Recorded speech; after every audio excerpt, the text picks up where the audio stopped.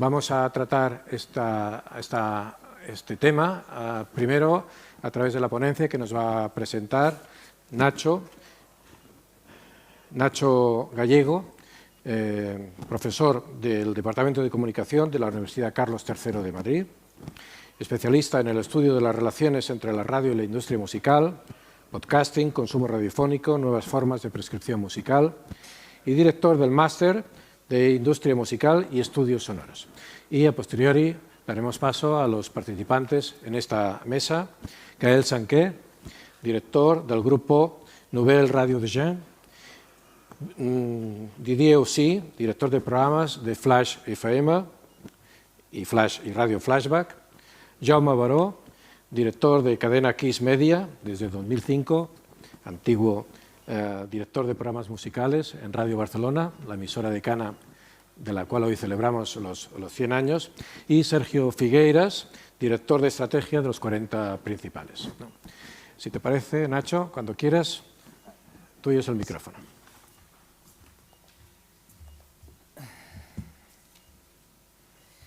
Hola, ¿qué tal?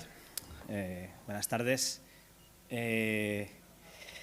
Bueno, lo primero de todo agradecer a la Facultad de Comunicación de la Universidad Autónoma de Barcelona y a la cadena SER la invitación para esta ponencia.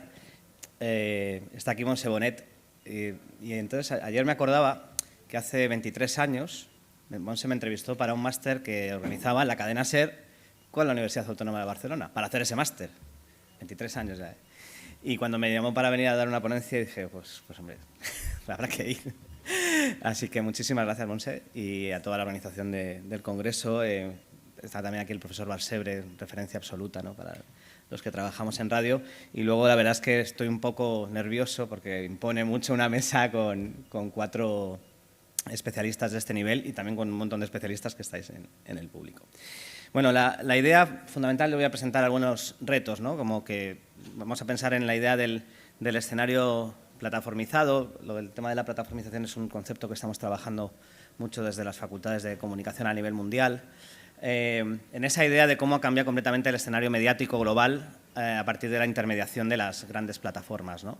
Ahí podemos hablar de las grandes plataformas que a mí me gusta intentar diferenciar entre lo que serían Google, Facebook, TikTok, Amazon, como plataformas que están en diferentes niveles, ¿no? Están en un nivel más informacional, en un nivel más de infraestructura puramente física, y luego estarían lo que podemos llamar más bien servicios digitales bajo suscripción, donde entrarían pues, Apple Music o Spotify, ¿no?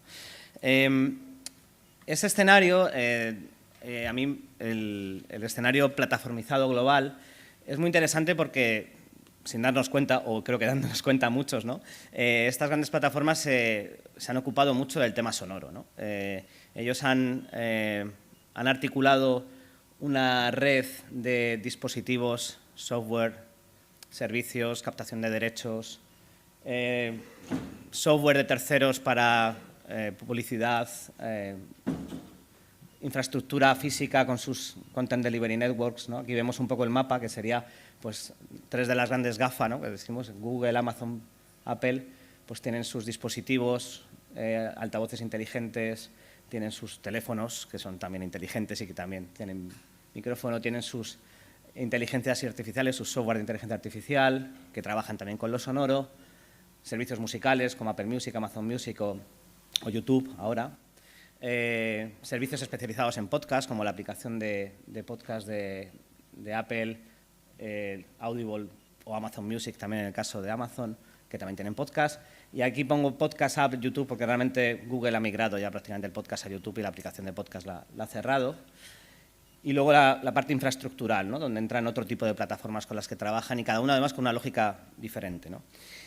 Aquí es donde juega y donde opera hoy más todos los servicios como Spotify, que evidentemente es como el gran elefante dentro de todo esto, la radio musical actual, ¿no?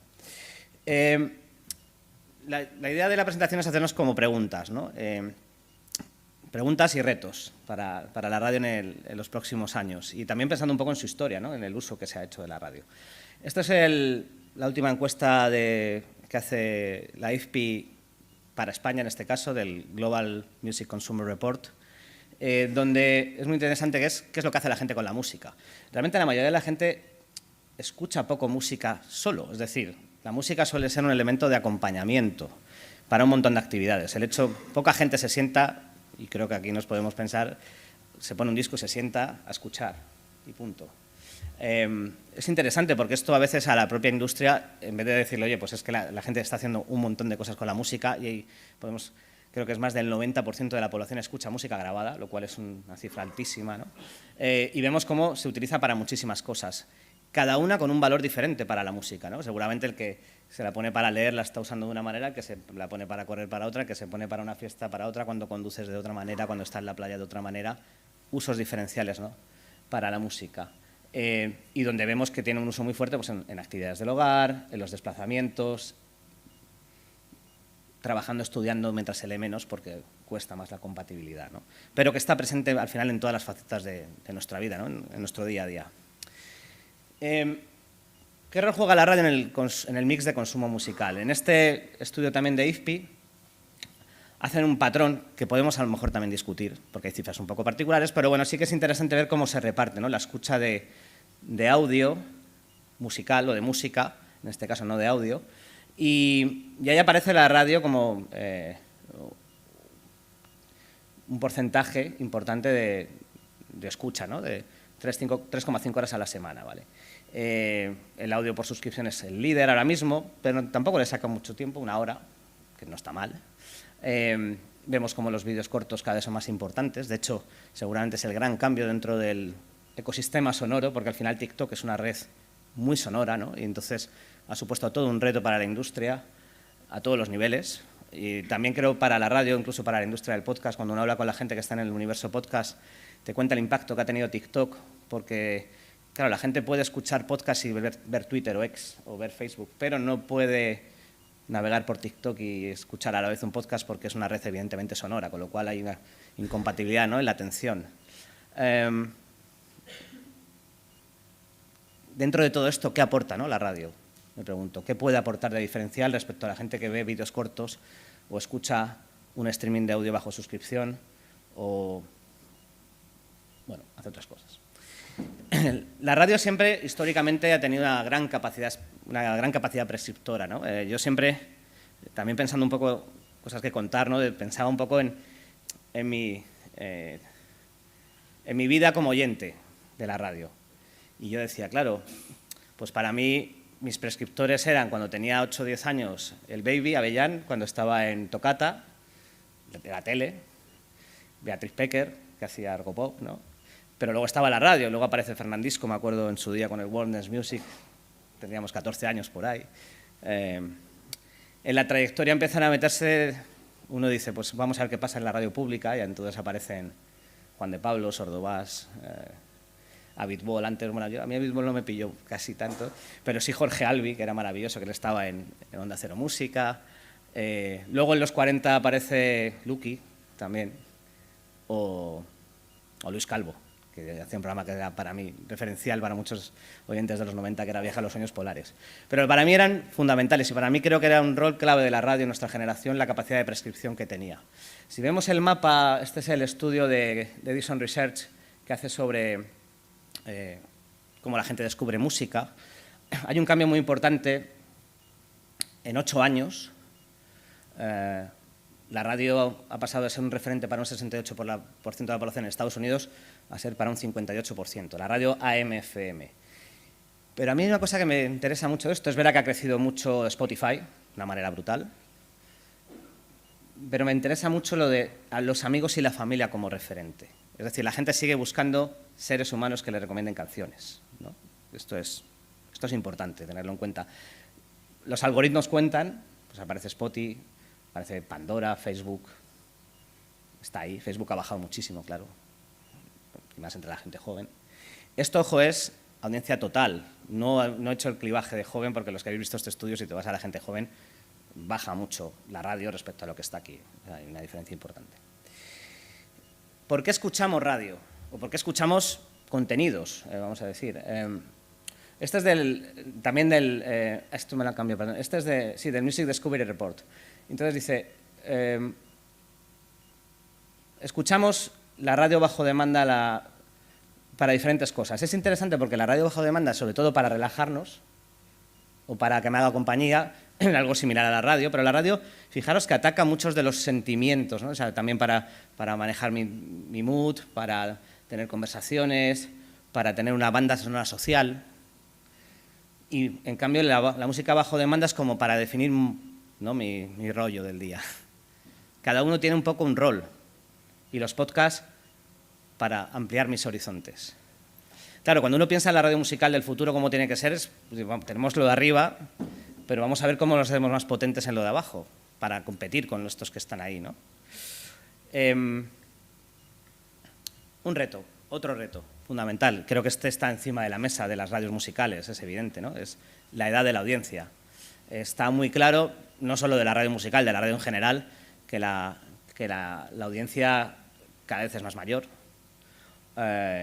Es una tendencia clarísima, no solo en penetración, sino para mí en una clave también muy importante, porque a veces se habla de que la radio mantiene los niveles de penetración, más o menos, pero si uno se va a los minutos de escucha, que lo vamos a ver ahora, ahí ya baja muchísimo entre la gente joven, pero fijemos, este es el panel europeo, o sea, en Europa es la caída en todas las edades, de radio en general, no es radio musical, y vemos cómo la gente joven cae picado en 20 años. Y este es en temática musical de AINC en 2024, ahí vemos también cómo en las franjas 14, 19, 20, 24 ocupan un cachito muy pequeño de la tarta. A ver, esto es evidente que tiene mucho que ver con la pirámide de población. Es fácil de entender que la radio ataca a un target donde hay más gente, donde además tiene más capacidad de consumo, donde los anunciantes están más interesados. Es complicado, entiendo. La pregunta que os tiraría es complicado mantener un equilibrio entre decir, yo quiero atraer gente joven, esto es como lo de, si ataco muy fuerte con 4 por arriba, igual me destapo en defensa, ¿no? Entonces es complicado mantener el equilibrio. Y yo creo que ahí la radio tiene un reto fundamental y que creo que más o menos van atacándolo, siendo tremendamente complejo. Dentro del mix, sobre todo los que tenéis pues, diferentes formatos, ¿no?, que os permite jugar, ¿no?, con esta idea. El tiempo de escucha, yo lo mencionaba antes, ¿no?, entre el año de radio temática en España en 10 años ha bajado unos 10 minutos, más o menos, de 54, 55 a 44, más o menos, 10-12 minutos, que es un porcentaje bastante alto de bajada. Aquí yo creo que la curva de AIMC no la hace muy pronunciada, pero es una caída importante, si lo pensamos bien, porque es en poco tiempo. También es interesante porque viene después de una escalada bastante buena, hasta el año 11, pero yo creo que el impacto se empieza a ver a partir de... O sea, Spotify llega a España en el año 8 más o menos, 7-8, y la caída se tarda, ¿no?, digamos, a decir, Spotify como hipercompetidor, pero también el propio YouTube como servidor musical, otro tipo de redes, y el cambio generacional como más fuerte, ¿no? Otra pregunta para mí clave, ¿no?, que yo creo que está encima de la mesa, y esto yo creo que preocupa a la radio musical, pero preocupa a los medios legacy, que diríamos, a los medios convencionales en general. Ayer estábamos hablando en televisión, por ejemplo, la idea de que la gente ahora enciende su tele conectada y hasta que llega a la televisión convencional TDT, igual te tienes que dar un paseo por unos cuantos menús.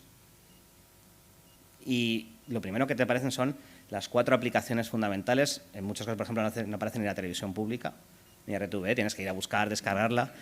Bueno, pues empieza a haber un reto en los dispositivos, y creo que para la radio el superdispositivo es el coche, ¿no? Y entonces en esa competencia ahí aparece la idea de la descubribilidad, el discoverability del medio, es decir, la discoverabilidad de la música dentro de la propia radio, es decir, cómo se escucha y cómo se visualizan los diferentes tipos de música, artistas, etcétera. Hay una parte de discoverabilidad de contenido, pero creo que hay que pensar también en el discoverability de los medios en sí, porque creo que nos vamos a encontrar con alianzas entre grandes operadores que son hiperpotentes, evidentemente, y que tienen una capacidad de negociación con los grandes fabricantes de automóviles, y cuando la gente encienda el coche, que lo primero que tienes ahí es la FM hoy en día, pues ya empieza a ver otras cosas, ¿no? Y más cuando el coche ya es conectado desde que sale de fábrica, vamos a decir.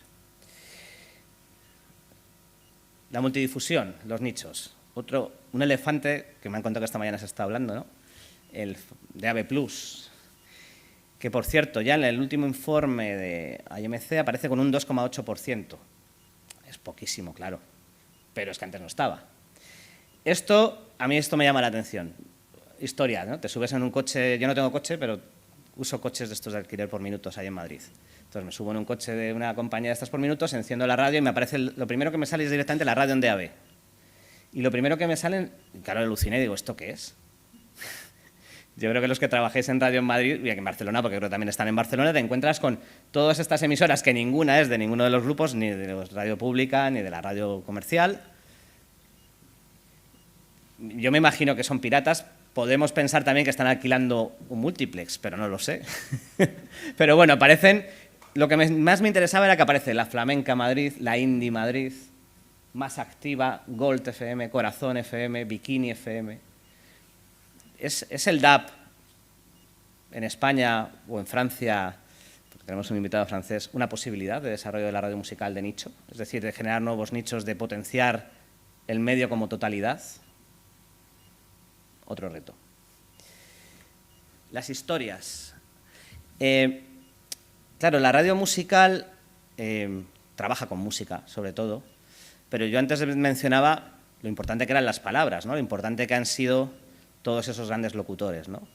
Claro, en el universo podcast, aquí lo que traigo esto es una captura del episodio 8 de un podcast musical que se llama Canción Exploder, que es la versión de un podcast que se hizo primero en Estados Unidos, esta también se hizo en Estados Unidos, pero en español, pero primero se hizo, seguramente muchos lo habéis escuchado, que se llama Sound Exploder.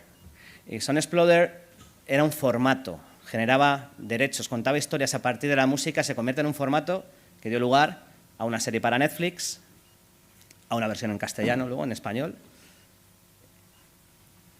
y que utilizaba las historias que ocurren alrededor de la música.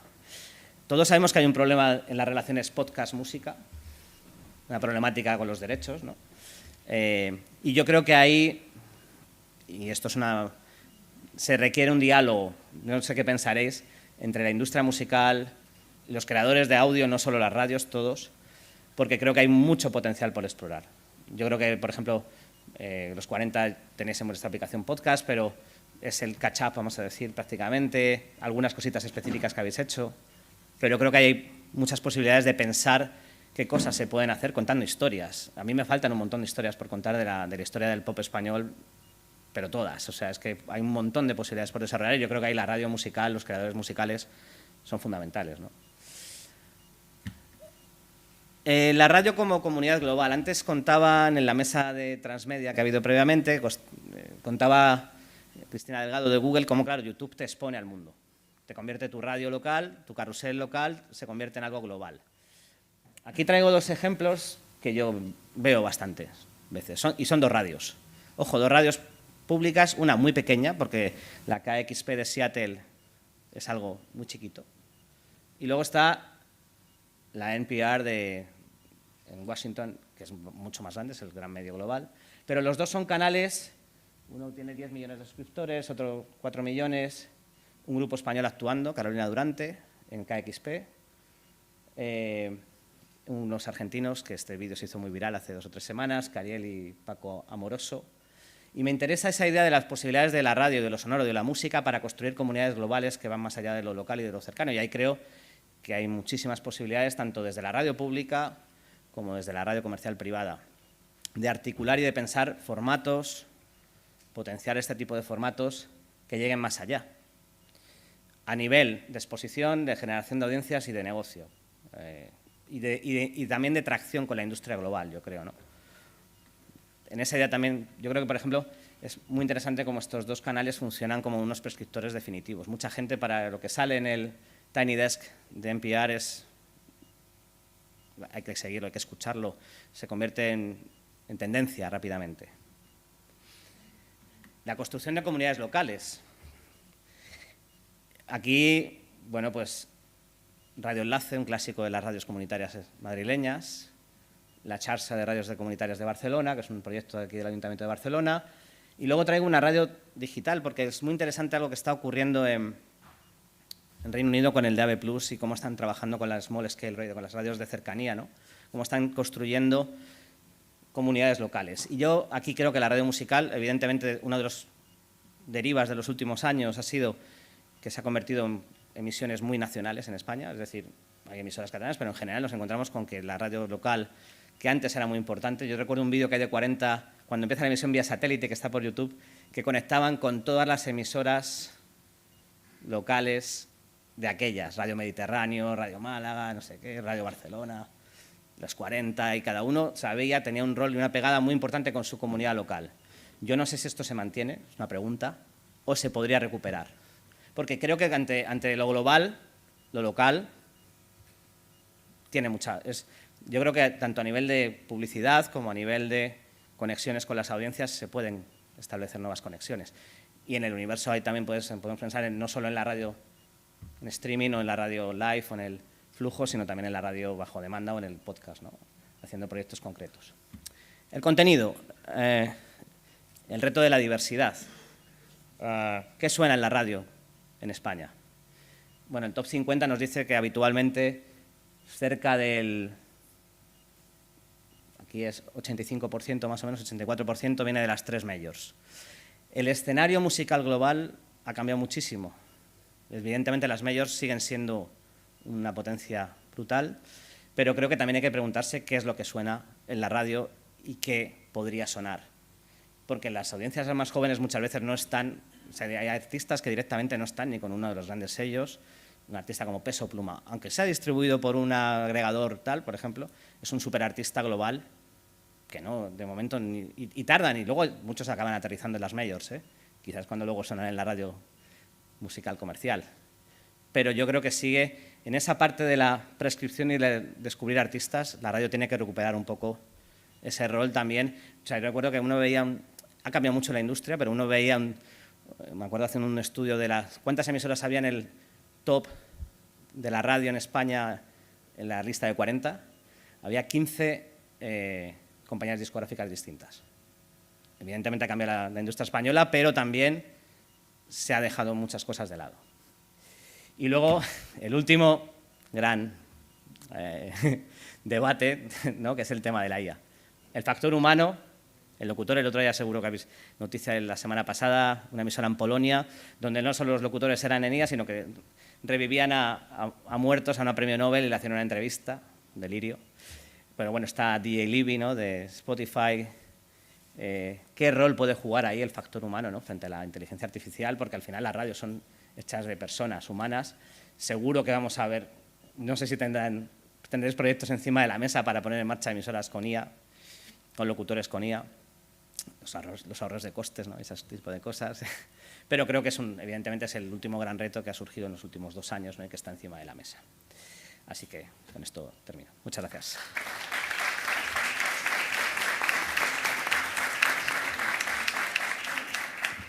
Muchas gracias, Nacho Gallego.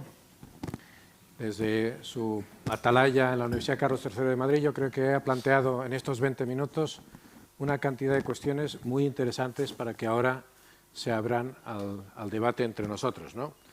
La música, acompañamiento, vídeos cortos, en esa tesitura de si la radio musical se puede escuchar sin vídeos o se ha de escuchar con vídeos, el streaming de audio bajo suscripción, los prescriptores, han acabado ya los discjockeys de ser los prescriptores, ahora es la familia, los amigos, el envejecimiento de la audiencia, que es general, y ese equilibrio que se quiere guardar en la radio musical entre los adultos y los jóvenes. Recuerdo que la radio musical fue en los años 50 en Estados Unidos y los 60 aquí la manera de capturar a la audiencia joven, ¿no?, con la naciente FM que luego se convertiría en estéreo, ¿no? La radio musical en el coche, determinada por esas alianzas entre la industria automovilística y determinadas plataformas, el futuro del DAB, la problemática de los derechos de autor, que siempre se ha cernido como una espada frente a la supervivencia financiera de muchas emisoras musicales, la radio musical y el vídeo, cómo se combina todo eso. Acordaos de cuando nació MTV, que parecía que la radio musical iba a fenecer, no ha sido así, y han pasado 40 años. La radio musical como creadora de comunidades, que es una de las últimas cosas que nos ha planteado Nacho y que me parece que son todas cuestiones que no vamos a poder tratar todas ellas en este mini debate. No sé, Por empezar, a mí me gustaría plantear a nuestros participantes en el debate, en el coloquio, ¿no?, si les parece que hemos de rendir ya un homenaje póstumo a la FM ante esta avalancha de las plataformas y de cómo Spotify ha irrumpido en el mercado, o creemos que todavía la FM musical tiene un gran futuro. Jaume, ¿empiezas tú? No. A ver, yo creo que la radio, si hablamos, la asociamos directamente a una onda hertziana, sea FM, sea media, onda corta, onda larga, da igual. Pues a lo mejor sí que deberíamos ir preparando un poco ya el nicho, ¿no? La esquela. Sí, la esquela y la caja, ¿no? Yo es que no creo que la radio deba... Yo creo que la radio, el concepto radio debe olvidarse un poco de lo que es el canal por el cual transmite y debe centrarse más en lo que debe de ser y ha sido, ¿no? Que es es un centro generador de contenido donde la persona o el prescriptor, para mí, siempre ha sido la clave de... Perdona, pero te roza la ropa con el micrófono. Pues voy a desnudar un poquito. ¿Ahora? Ahora sí. Vale. Siempre, como decía, el prescriptor ha sido la base de la radio musical. Antes el presentador hacía mención a unas cuantas leyendas de la radio, que evidentemente lo son, pero ha habido muchas más. Creo también, sinceramente, que uno de nuestros grandes problemas, y el que yo he sufrido en los últimos años en mis propias pieles, es que se está perdiendo la afección de la gente joven hacia el medio. Es decir, antes venía gente llamando a la puerta de los despachos de los directivos de radio y para pedirte que les dejaras hacer radio, aunque fuera pagando, daba igual. Eso se ha perdido, eso ya no existe. O sea, ahora a la gente joven que le gusta la música y tiene alguna inquietud por comunicar, ya directamente se monta en su habitación una camarita y se monta un canal de YouTube o se monta cualquier otra historia que nada tiene que ver con el concepto que todos teníamos de la radio. Ese es un problema, porque la radio sin prescriptores evidentemente morirá.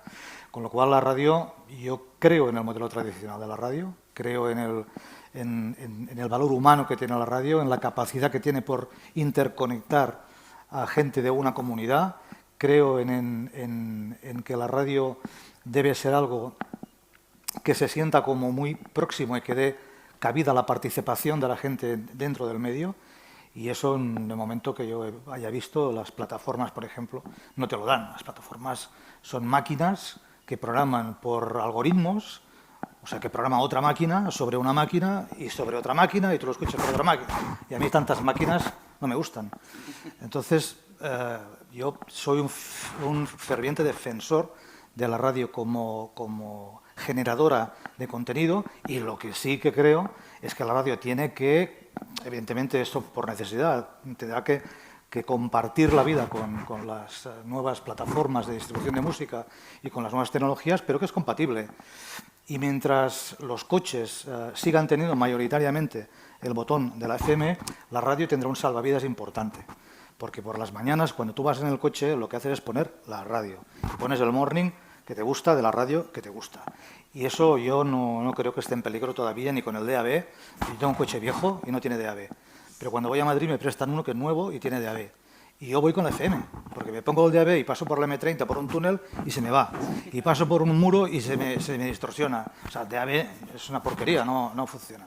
Entonces la FM, dentro de sus limitaciones, yo voy por Madrid, de Pozuelo del Arcón al centro de Madrid, y con la FM escucho toda la emisión de la radio.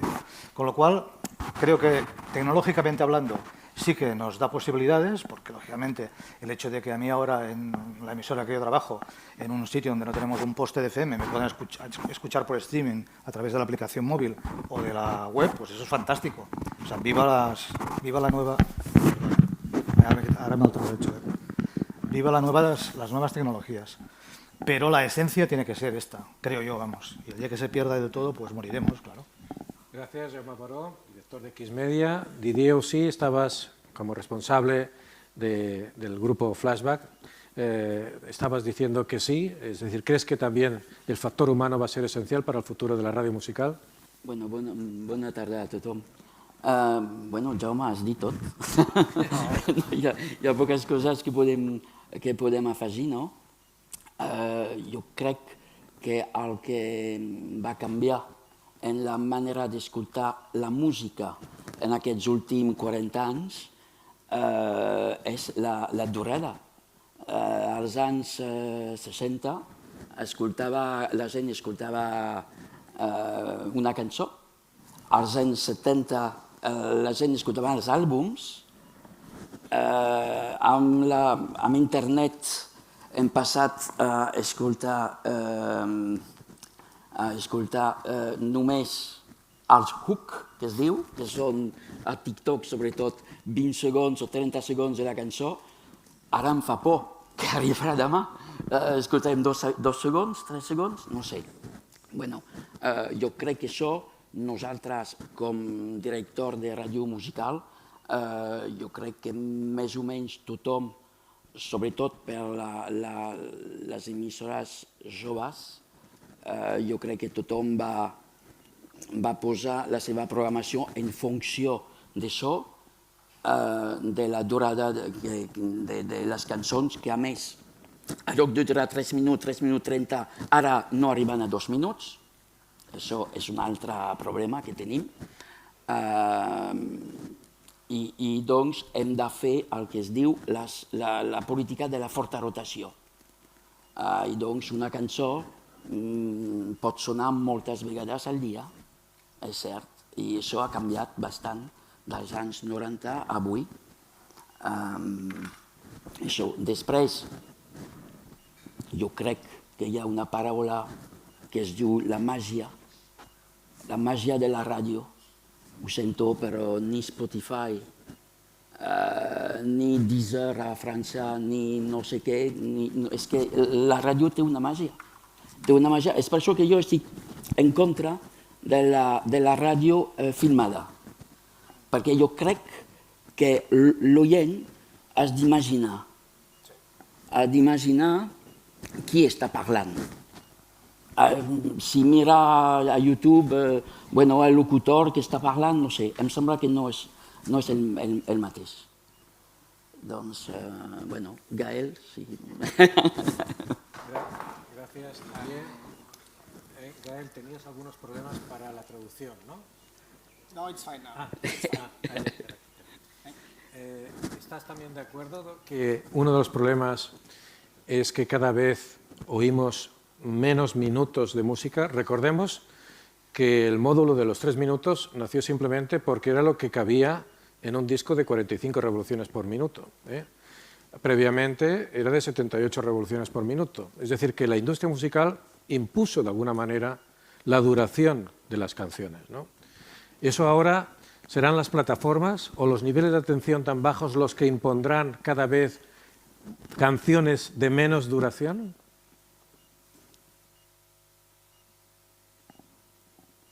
First of all, thank you for having me. It's a great honor to be there today and to celebrate these days with Cadena Ser. So it's a great honor as a radio passionate to share these moments with you. You talked earlier about the birth of MTV. You remember the first clip played on MTV? It was in 1981. It was Buggles. Video killed the radio star. Radio is still there. I don't really know where is MTV today. So, as a radio passionate, I'm really optimistic about the future of radio. And I guess it's not really a matter of transmitter, FM or DAB or digital or whatever. Our main challenge today is content. Because today, as always, content is king. And as our main challenge is to find the next people, next personality who are doing good shows, to find young talents, to create them, to develop them, to have them on the air. Because these people will make the future of radio, and it will be a great alternative to platform services. Today, I guess, music is everywhere, more or less the same music everywhere. And to make the difference, we have to create new talents, new hosts with sense of humor, with great content. So my main challenge every day is to find the next great guy, to have him on the air, and to create great shows, great content, and whatever, if it's on podcast, on DAB, it's to find the good content. Gracias, Gael. El factor humano se impone, pues parece que hay un consenso. ¿Participas también de ese consenso? Sergio Figueiras, director de estrategia de 40 Principales. Sí, la verdad es que sí, y bueno, estamos hablando de muchos temas cruzados, ¿no? Pero al final todos tienen que ver. Yo estoy muy de acuerdo con Gael en lo que ha dicho de que, bueno, y con todos los demás, el factor humano que tenemos, y más ahora con lo de la llegada de la inteligencia artificial, que es otro de los temas que ha propuesto Nacho, creo que es lo que nos diferencia, ¿no? Esa alma que nos hace separarnos de esos algoritmos y demás, ¿no? Entonces, es muy importante lo que ha dicho Gael del contenido es el rey, y nuestros portavoces, nuestros líderes de opinión, las personas que están delante ya no es del micro, tienen que ser los que lideren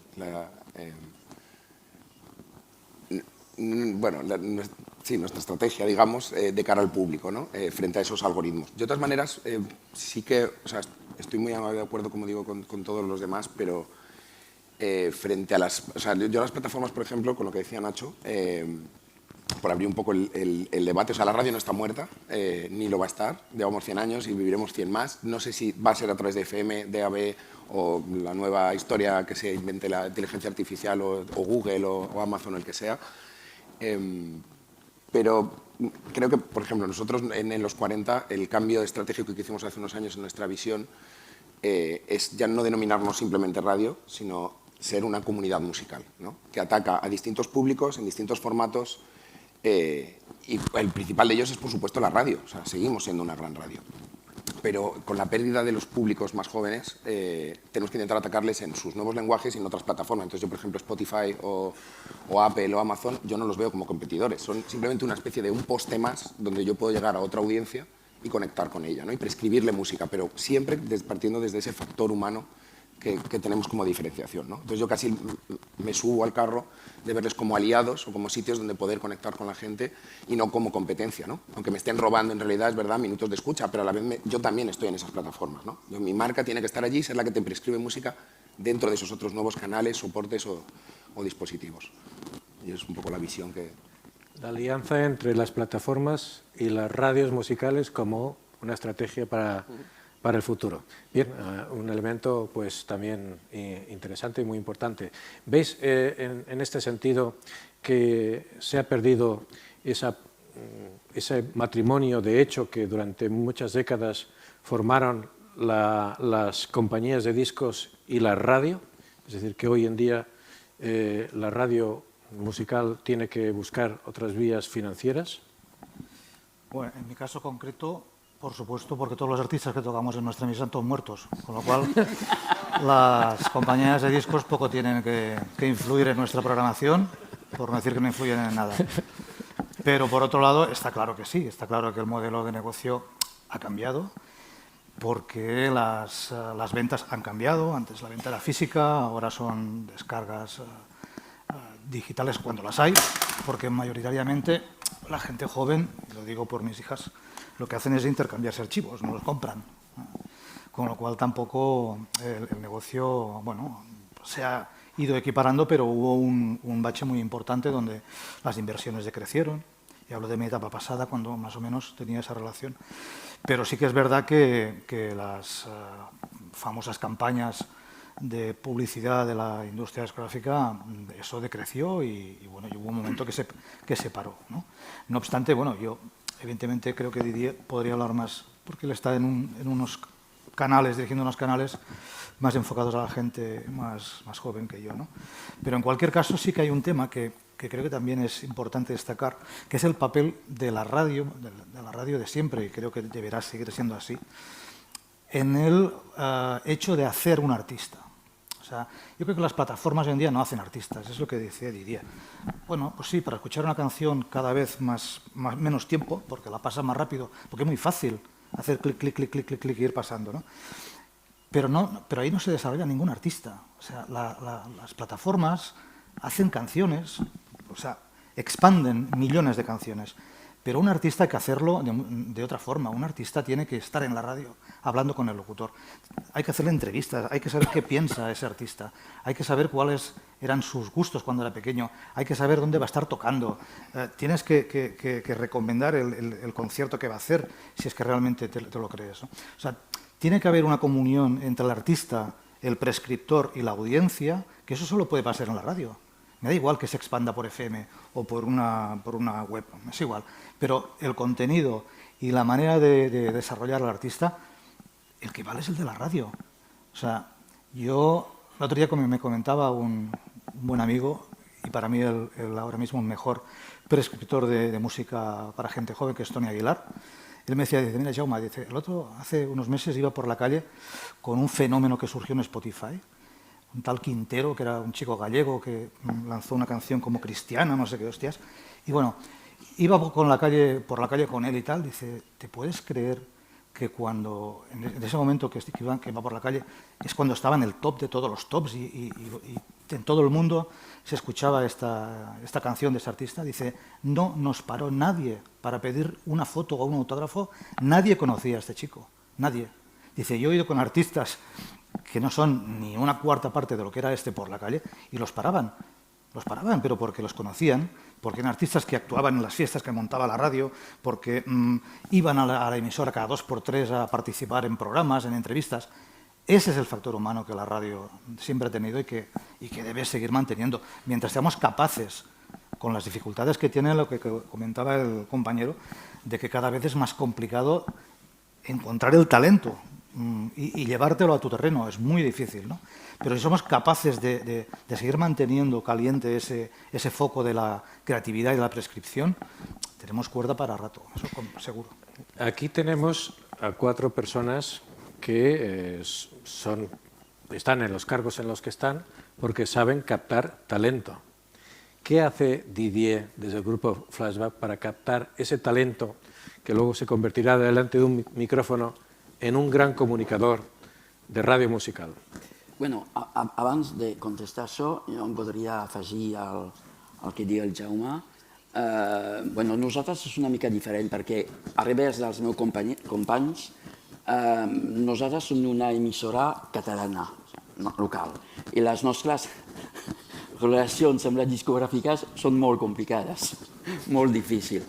Això també perquè a nivell internacional la ràdio necessita pop music, necessita la pop. Potser Gael, que jo sé que el Gael van fer un estudi d'això, en parlarà millor que jo, però és cert que ara, des de fa 5 o 6 anys, traversem una crisi al nivell de la música internacional, anglesa, americana, molt fort. I, per sort, nosaltres aquí a Catalunya tenim un sector discogràfic català molt potent,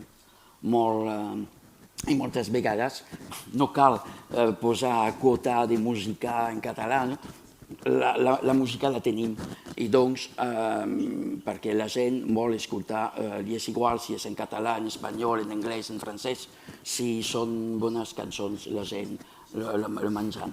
I és cert que avui la música en anglès és molt complicat. Vull afegir també que jo fa molts anys que estic fent ràdio, i quan treballava a Energia a França, jo me'n recordo que els artistes internacionals molt potents, me'n recordo, diré només 2 o 3 grups, el grup Toto, Janet Jackson, Tina Turner, el mateix dia del seu concert venia a fer una entrevista a la ràdio. Avui els artistes joves tenen una cançó i no volen fer res de promo ni res. I doncs per nosaltres és complicat. És complicat. Perdona la repregunta. I què ha fallat, doncs? És a dir, per què no hi ha manera d'atraure a la ràdio a aquests grans artistes? Perquè no hi ha la intermediació d'abans del representant discogràfic, del representant de l'artista, que dialoga amb les emissores per fer aquesta... Ha canviat la política de la discogràfica respecte a l'artístic. O que la discografia... L'artístic ha passat en segona o tercera. Avui el que importa no és l'artista, el que importa és quants clics fan a YouTube, quants likes tenen a Twitter o no sé on. I això canvia molt la percepció també. I també, pot ser que en les discogràfiques avui els artístics estan en segona posició i potser els de màrqueting estan en primera. Em sembla que és així. Gael, ¿cómo ves ese diálogo a veces muy conflictivo del que hablaba Didier entre las radios y las compañías discográficas? I mean, it's not so easy because, from my point of view, record company still need us. When I have some discussion with my friends and colleagues of streaming platform in France, they used to say, no radio means no streaming. I guess people and artists still need radio to have some streaming. So the relation between the record company and the radio are still very crucial for creating and developing new artists. But the thing is that when you are negotiating to bring the international artists at the radio station, the answer we usually get is, okay, I don't really need some promotion. I just have my social networks and that's it. So the discussion can be hard, not so easy. I have some few examples. As you probably know, we're having a yearly show called Energy Music Awards in Cannes. And the discussions are less and less easy with big international artists because they ask many money to come over and to attend to the show.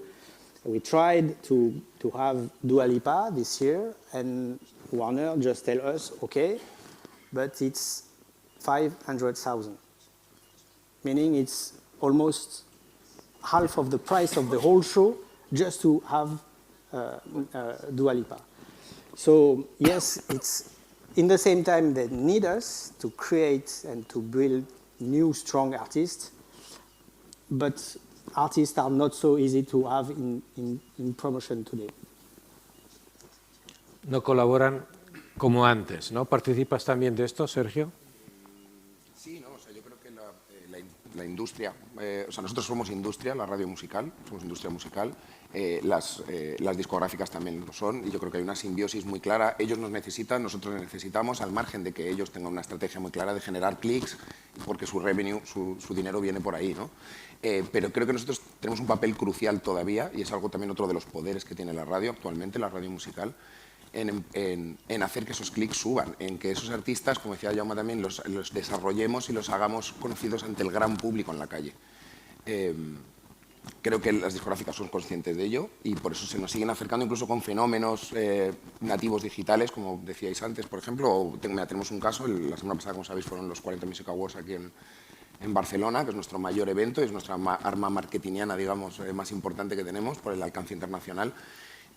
Por ejemplo, actuó un artista muy potente en el ámbito digital, que es de aquí además, Bad Gyal, que no suena en los 40, pero actúa en nuestra gala, pues eso hizo despegar, y estaba en un tuit que lo vimos, de hecho ni lo analizamos nosotros, hizo despegar todas sus reproducciones multiplataforma y dispararse un 2000% durante los 3 siguientes días, ¿no? Entonces, creo que las propias medios y los artistas saben que pueden ser muy potentes en YouTube, en Spotify, donde sea, pero si quieren ser conocidos en la calle, tienen que acercarse a la radio, ¿no? Igualmente a la televisión, pero bueno, eso es otra discusión, ¿no? Pero yo creo que ahí tenemos todavía nuestra importancia y todos son conscientes de ello. Nacho, participa. ¿Tienes algo que comentar sobre lo que se escucha? Yo, si me dejas el micro, porque Es verdad. No, Martín, que me parece que creo que además de esto sabéis mucho y creo que es... ¿Hasta qué punto pensáis? Yo creo que también esto tiene...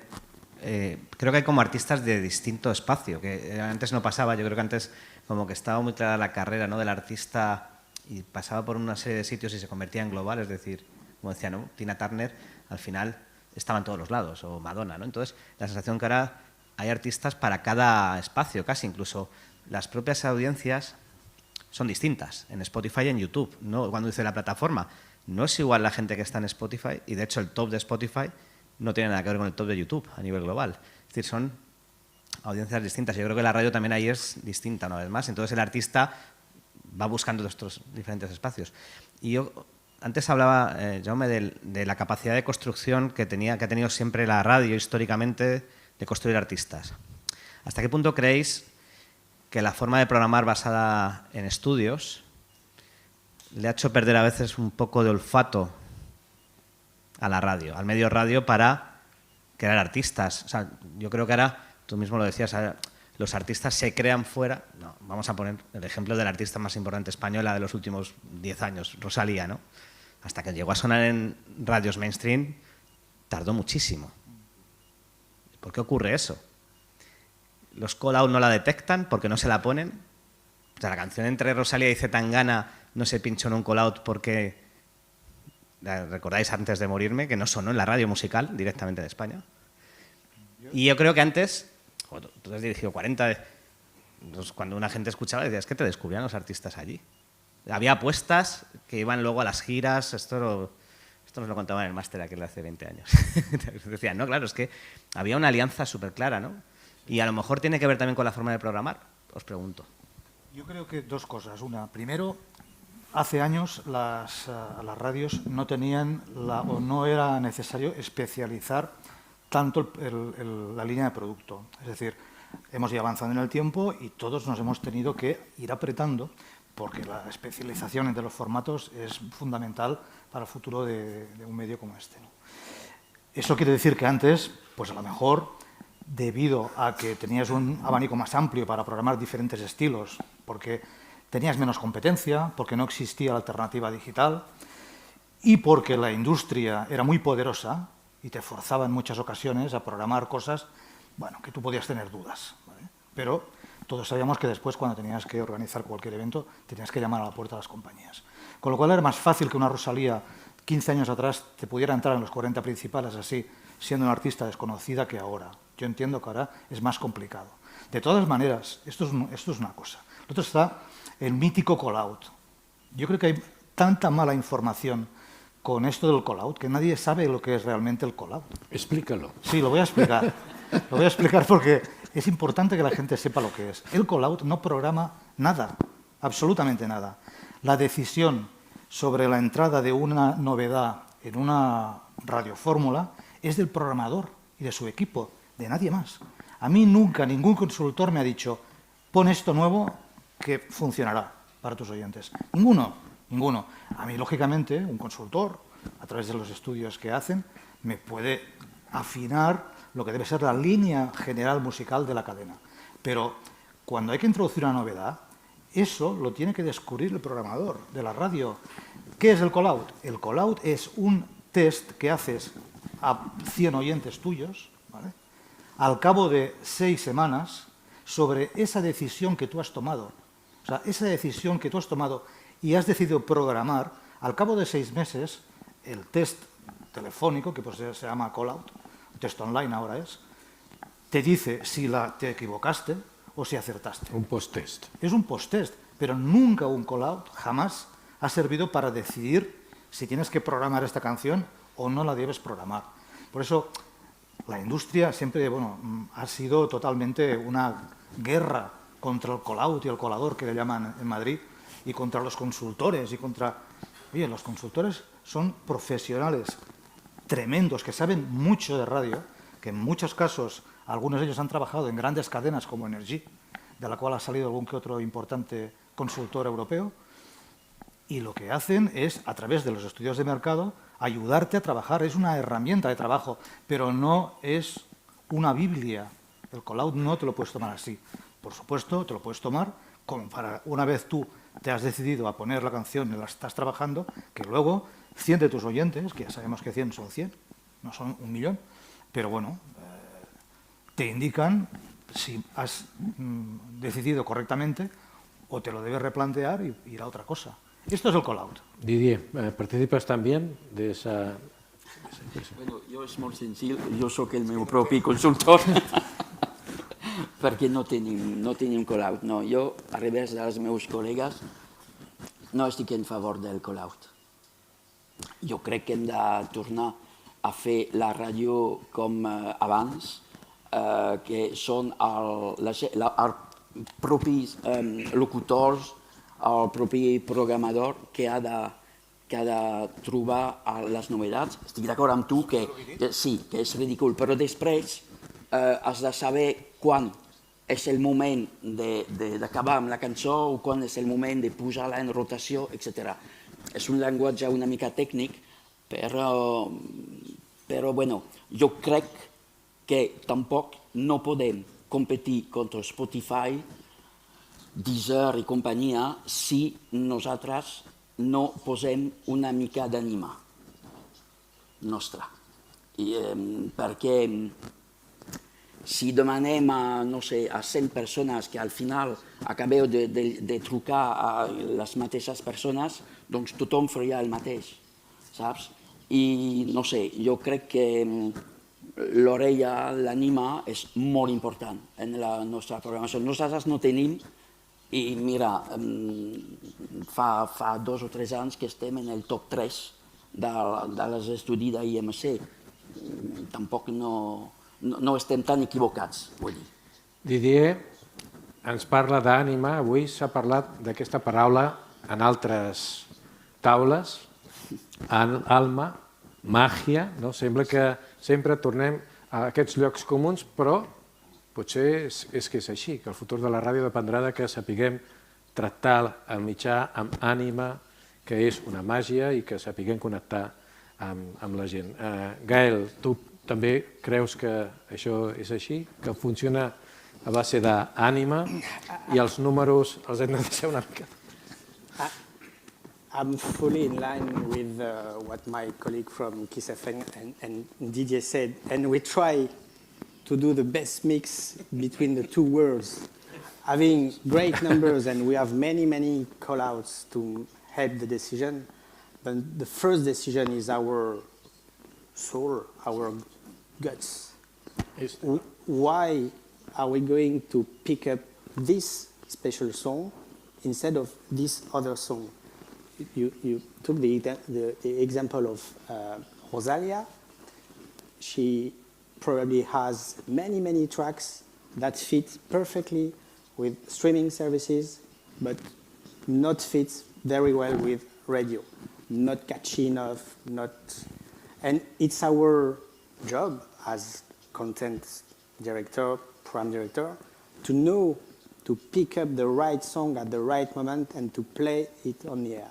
And then after that, make some research and some call out to get some number to see if it fits with our listeners. So I'm trying, as a managing director, to have the best of the two worlds, the mix between the guts and the mix between the numbers and the call-outs. Gracias, Gael. También en los 40 principales intentáis buscar un equilibrio entre una cosa y la otra. Totalmente. Aquí en el tema de los call-outs y cómo se programa, y volviendo un poco a lo que ha dicho Nacho, yo ahí poco puedo aportar a lo que han dicho ellos tres. pero yo sí tengo una cosa, por ejemplo, con el ejemplo que has puesto de Rosalía, ¿no? Que, por ejemplo, nosotros lo empezamos a programar demasiado tarde para cierto público, que ya la conocía y ya tenía grandes números y nosotros lo pusimos tarde. Es verdad que a lo mejor pecamos, hace un poco de autocrítica de amarrateguis, ¿no? De ir con mucha calma y estudiar las cosas y ver si funcionan o no para el público de Antena, pero también te digo que es verdad que ya está la hemeroteca, por ejemplo, en Digital en los 40 tratábamos de hablar de Rosalía y la entrevistamos e hicimos muchas cosas con ella antes de que llegase a sonar en Antena. O sea, tenemos otros canales para ir desarrollando artistas y luego, ya en la fase final, digamos, pasarían a la rotación de Antena si lo vemos adecuado para el gran público, ¿no? Entonces, al final tenemos otras armas con las que jugar para poder desarrollar artistas y para no jugárnosla tanto en poner un poco a ojo, como se hacía antiguamente, una canción porque nos ha venido así, ¿no? Una nueva. Creo que... Muchas gracias. Sergio Figueiras, director de estrategia de los 40 principales. Didier Ossí, director de programas de Flash FM y Radio Flashback. Jaume Baró, director de la cadena Xmedia. Gael Sanquer, director gerente del grupo NRJ, Nouvelle Radio de Gent, uno de los grupos realmente más importantes que hay en Francia. Hemos tenido aquí, junto a Ignacio Gallego, realmente a 5 verdaderos expertos de lo que es la radio musical. No nos han querido hablar mucho de ese secreto que es cómo captar nuevos talentos, pero bueno, lo haremos en una próxima ocasión. Muchas gracias y a todos ustedes por haber estado aquí con nosotros.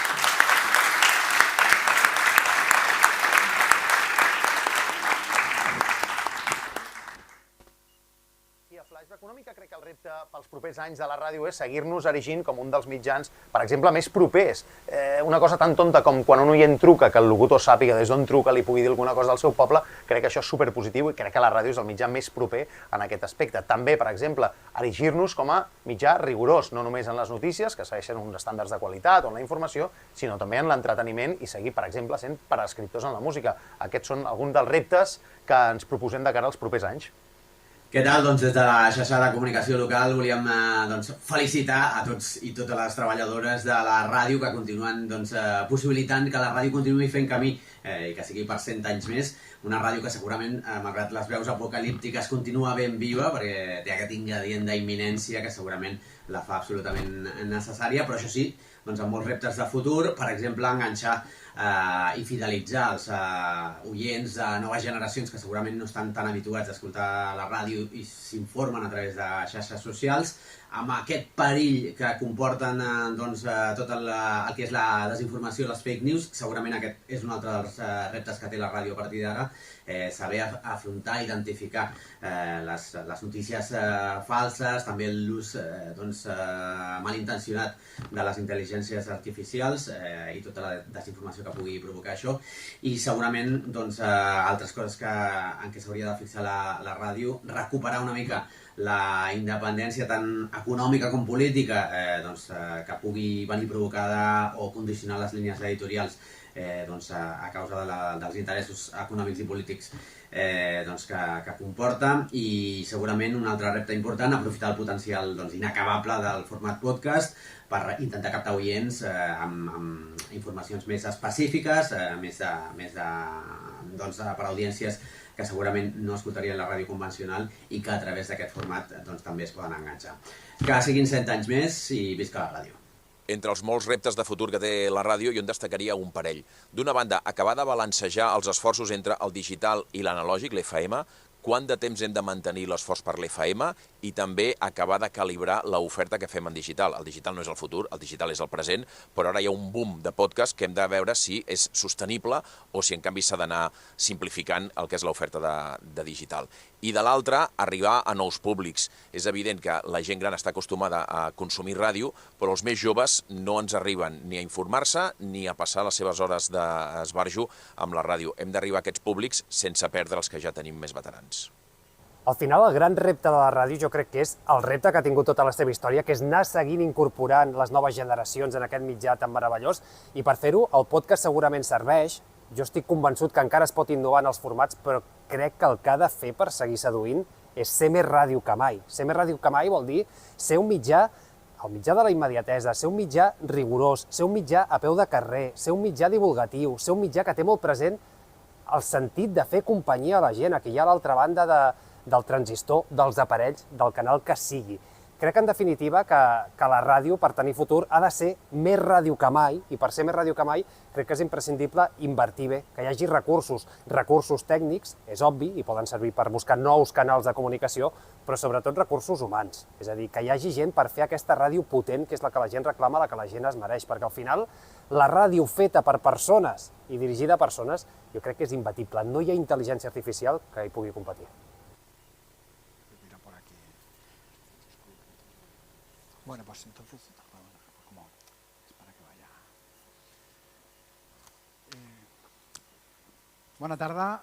Buenas tardes.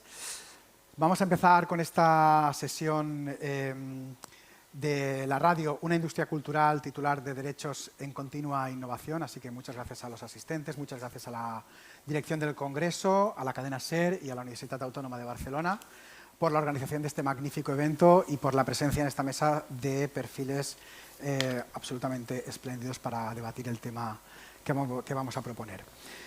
Como el tiempo es limitado, me permito introducir ya a quienes me acompañan en esta mesa. Tenemos a don José Manuel Gómez, que es doctor en Derecho por la Universidad de Alcalá de Henares, es abogado experto en propiedad intelectual y es director de Propiedad Intelectual y Negocios del Grupo Prisa en España. Tenemos también a la señora Carmen Páez Soria. Ella es licenciada en Derecho y Administración y Dirección de Empresas por la Universidad Pontificia de Comillas.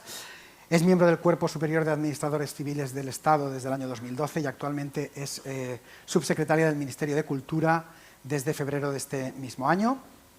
A mi izquierda tengo a la señora Manuela Villa Acosta, que es licenciada en Sociología por the London School of Economics. Es máster en Periodismo por El País y la Universidad Autónoma de Madrid. Es máster en Investigación en Curatoría por la Goldsmiths University de London y es directora actualmente general de Asuntos Culturales del Gobierno de España. Tenemos también a Alexander Kunst, que es consultor principal en la Comisión Federal Alemana, o ha sido, perdón, consultor principal en la Comisión Federal Alemana de Expertos para la Investigación y la Innovación.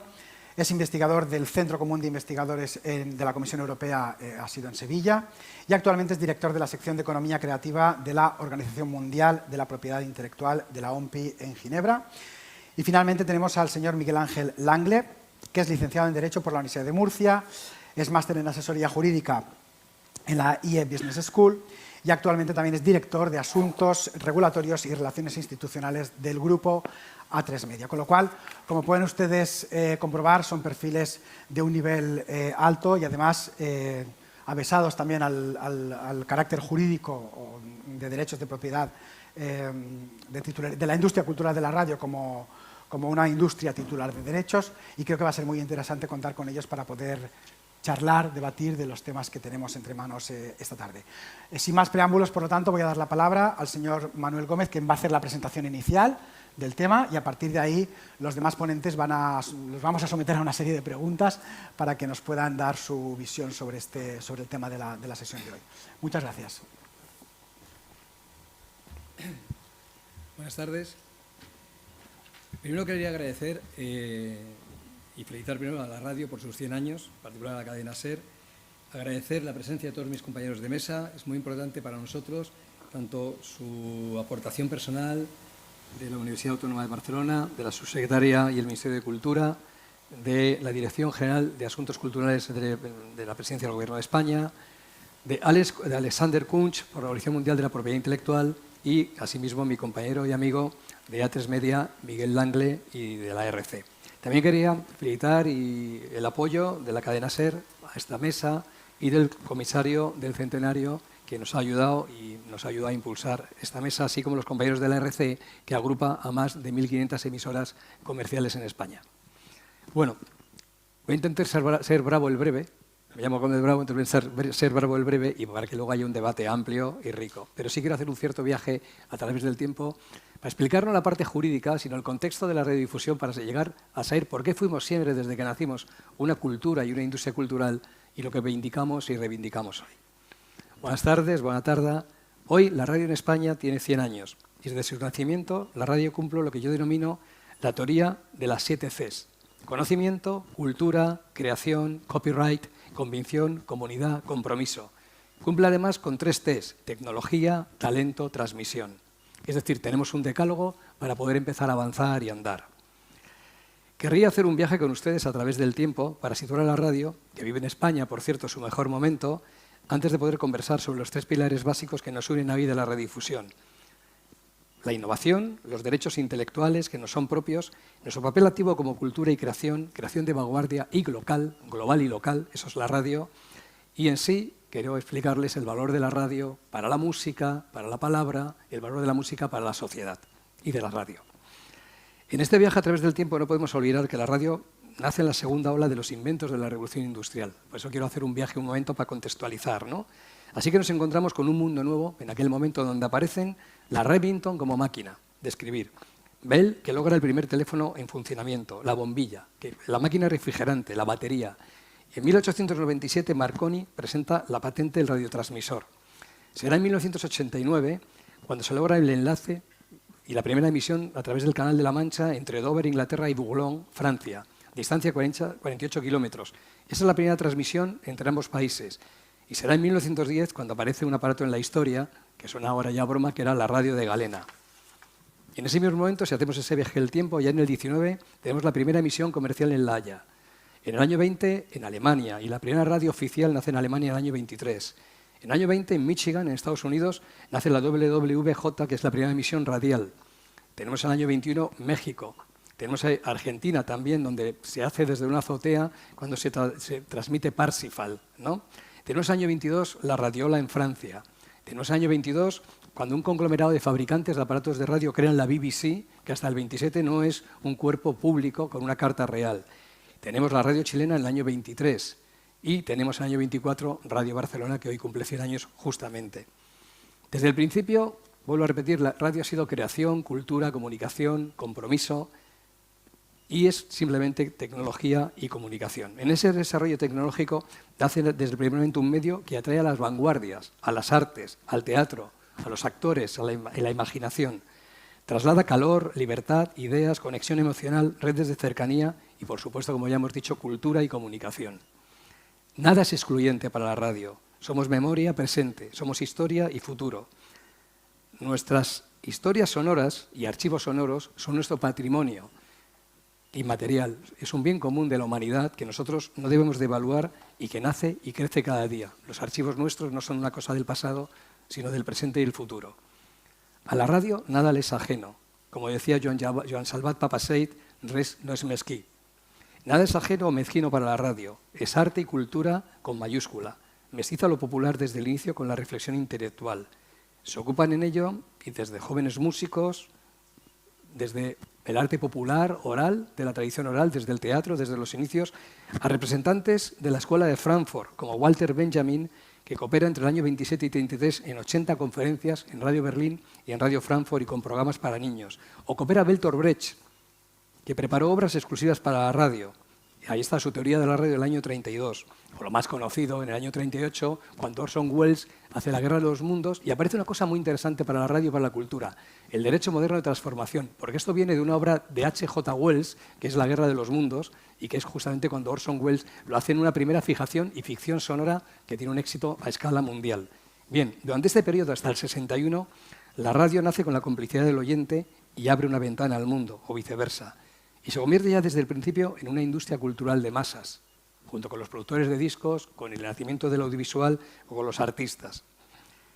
Bien, esa industria cultural de masas, junto, como decía, con autores, actores de la propia radio, la publicidad, los concursos, el deporte, las radionovelas, los músicos o el talento, es lo que empieza a ser la incipiente industria de la radio cultural.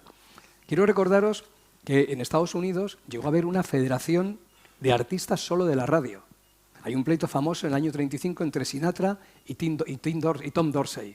Y ese pleito, quien se lo defiende a Sinatra y le libera del contrato, justamente un contrato muy leonino, es esta federación de artistas de la radio. Esta es la potencia de dar empleo al mundo actoral, al mundo autoral, que estaban justamente en plantilla en las radios casi de todo el mundo, públicas y privadas. En este viaje, la radio consolida su ya dicho conocimiento, cultura, creación, copyright, convicción, comunidad y compromiso, su tecnología, su talento y su transmisión. Y nace con una visión de ser una primera red local, llena de magia comunicativa y creativa. Así, sin la radio no podríamos ver los primeros pasos en la historia que hemos citado de Orson Welles. Y desde mi memoria familiar y personal, pues no hubiéramos conocido a Sinatra, a Sautier Casaseca, a los Beatles, que tienen nada menos que 59 programas que son propiedad de la BBC, por ejemplo. O a Serrat, que empieza en el año 65 en Radioscope, en Radio Barcelona. Gila, que empieza en Radio Zamora, en la radio local, que es una historia poco conocida. Manuel Alejandro, que, como saben ayer, empieza en Radio Jerez y en Radio Madrid en los 50, ¿no? Curiosamente. O cómo se abre el mundo los 40 principales en el año 66 con la primera lista, que es Mamas ante Papas, su primer número 1. La radio crea, difunde, distribuye obras y creaciones, educa, y es sujeto y servicio público, y sujeto activo de los derechos de propiedad intelectual sobre sus obras, prestaciones, contenidos propios y programas, sea una radio hablada, sea una radio mixta, sea una radio musical, sea informativa, sea literaria, de entretenimiento. Pero a todos nosotros las listas de éxitos, por ejemplo, los locutores, ¿no?, los periodistas, es un mundo maravilloso, que fascina, que tiene una magia de la conexión emocional, como decía. Y da igual que la radio sea en un estudio, o en vivo, o en diferido, o en interactividad, siempre tiene esa magia, ¿no? Es un medio de difusión y articulación de la libertad del pensamiento, de la libertad de expresión, de la libertad de creación, de la lucha contra la censura, las censuras y los censores. La radio rompe el aislamiento y trae un intercambio de información interior y exterior, con participación del oyente y del creador, y rompe fronteras en la comunicación plural e informativa. Por cierto, hablando de pluralidad informativa, está entre nosotros María Soledad Sagún, que es una de las grandes expertas en derecho de pluralidad informativa, por ejemplo. Dicho a este viaje, podemos añadir un elemento más: la fascinación por la radio, la reunión individual y colectiva, frente a un fenómeno de la creación, sea una sociedad tecnológica de la inmediatez, una sociedad industrial o rural. Pero siempre hay una comunión entre el emisor-creador, entre la radio y el receptor. Y bebemos de otras fuentes creativas como la música, con enorme fusión y respeto al creador, al artista y al productor. Fascinación como ha sentido el cine por la radio. Recordaros días de radio de Woody Allen, historias de la radio de Saint Heredia, Choose Me, o El discurso del rey, donde estaba presente siempre la radio, ¿no?, como ejemplos mínimos de esa fascinación. O la literatura y los escritores. ¿Os acordáis de los personajes del protagonista, la tía Julia y el escribidor? Cuando ese personaje protagonista conoce a Pedro Camacho, que escribe radionovelas en esta radio de Perú. Bueno, con todo lo anterior y llegado a este viaje, llegamos a la actualidad. Y la radio es justo todo lo anterior, ese decálogo que hemos citado. Y lo que sí creemos es que es una red local de creación de 24 horas al día. A esa voz se le suma siempre, hoy día, la imagen o la extensión de la misma programación en un catch-up y podcast radiofónico, esa extensión de la programación al streaming, a los servicios accesorios en línea auxiliares, sea en vivo, en estudio, en diferido e interactividad, como hemos citado antes. Pero la radio no es un carrier, no es un distribuidor, es un creador. Eso es muy importante porque nosotros no somos un agregador de contenidos. Agregamos contenidos que son nuestros propios. Creamos creación propia y se distribuye por terceros con nuestro valor y con nuestro justo equilibrio de la riqueza que creamos cultural. Justo con los nuevos agentes de la sociedad de la información, la innovación y tecnología, se abren nuevos caminos a esta distribución que yo decía. Nace la puesta a disposición al público, que la gente escucha cómo y cuando quiere. Pero es la misma programación donde hemos incorporado obras propias, prestaciones propias o de otros. Sea esto una emisora nacional o local. En definitiva, la radio también es un agente activo de esta sociedad de la información, de esta tecnología de la innovación y de la vanguardia técnica y creativa. Simultáneamente, interactúan una suma de aportaciones de creación, de divulgación, del audiovisual, de la imagen y la fotografía. Somos, pues, en España, curiosamente, no solo un agente cultural de la propiedad intelectual, somos un servicio de comunicación audiovisual radiofónico, sonoro o a petición. Tenemos esa innovación en la Ley General de Comunicación Audiovisual. Y hacemos programas radiofónicos, que son contenidos sonoros con o sin imagen, que forman un elemento unitario dentro del horario de programación, dentro de una serie de comunicación radiofónica audiovisual o de un servicio de comunicación audiovisual sonoro a petición, lo conocido como catch-up o podcast radiofónico, así como contenidos o materiales accesorios o auxiliares a la programación o relacionados con la emisión. Todo eso es nuestro nuevo universo actual. Todo eso es la titularidad propia de una emisora de radiodifusión. Todo eso que no es excluyente con la radio tradicional o digital de primera generación, ni con los derechos tradicionales de propiedad intelectual. Por otro lado, la radio es una industria cultural y creativa desde el principio y entronca con la superación de la dialéctica crítica de la Escuela de Frankfurt y está en consonancia con los informes de Paul Keating o de los estudios del Ministerio de Cultura del año 97 del Ministerio de Cultura británico sobre industria cultural y creativa. La radio está dentro de aquellas actividades que tienen su origen en la creatividad, la habilidad, el talento individual y que tiene potencial de crear empleos y riqueza a través de la generación y explotación de la propiedad intelectual. Esa es la definición de la industria cultural y ahí está la radio incluida desde ese inicio. Y así somos desde el inicio de este viaje de hace 100 años y con rango internacional desde el 61 con la promulgación de la Convención de Roma en la Organización Mundial de la Propiedad Intelectual. Y nuestros derechos nacen el mismo día, desde el punto de vista de la protección internacional, con la de los artistas, intérpretes y ejecutantes y los productores de fonogramas. Pero justamente no nacemos con el mismo rango de derechos económicos ni de protección del contenido. ¿Por qué somos también industria cultural y creativa? Pues hay algunos datos nacionales e internacionales que nos lo dicen. Estamos dentro del Ministerio de Cultura español, como luego nos podrá afirmar la subsecretaria, en la cuenta satélite cultural, estamos en el Anuario de Estadística Cultural, en la Unión Europea estamos en el programa Europa Creativa 21-27 o en el libro verde de las industrias creativas y culturales. Estamos dentro de las guías culturales y creativas de la UNESCO desde el año 10 o estamos en la ONU también en los estudios de economía creativa. Luego, si lo somos, ¿por qué no se nos ha visibilizado tanto? Y para eso hay un dato muy importante y una frase muy importante de un compañero y amigo que es el diputado Mar Lamúa en la Comisión de Cultura del Congreso, que hablaba ayer del centenario de la radio. Y es muy importante que un diputado diga de la radio en el centenario, la radio es cultura, no un vehículo de transmisión cultural meramente. Luego, podemos vindicar que somos hoy, igual que ayer, cultura, industria cultural, conocimiento, innovación, vanguardia, tecnología, creación, comunidad, compromiso y titulares de los derechos intelectuales de nuestras creaciones y transmisiones. Y también tenemos que vindicar que hay que evolucionar en este campo. Se nos legisló como titulares de la señal en esa Convención de Roma del 61, pero nosotros creo que se puede ampliar a la titularidad de nuestros contenidos propios sin inmiscuirnos en contenidos de terceros, pero la radio crea contenidos a 24 horas del día propios en el mundo local y en el mundo nacional, en el mundo autonómico, universitario, estatal, comercial o público. Y ello nos tiene que ayudar también a la lucha contra la piratería de señales y contenidos y usos indebidos de nuestra programación o, por ejemplo, citaros que hay aproximadamente 1.500 emisoras ilegales en España. Por otro lado, creo que jurídicamente debemos ampliar el concepto de obra radiofónica. La Ley Española de Propiedad Intelectual hizo un artículo que es el 94 mínimo, sin ninguna conexión de la realidad de la radio. Y, curiosamente, nosotros creemos que somos titulares de obras y prestaciones mucho más parecidas a la obra colectiva. Es decir, nosotros hacemos aportaciones de diferentes titulares que se funden en una creación única, que es nuestro programa y nuestra programación, sea nacional, sea local, sea tradicional, sea interactiva, sea digital o se distribuya en multiplataforma, ¿no? Bien. Por otro lado, también es necesario que somos de los titulares de derechos de la industria cultural los que menos plazo de protección tienen.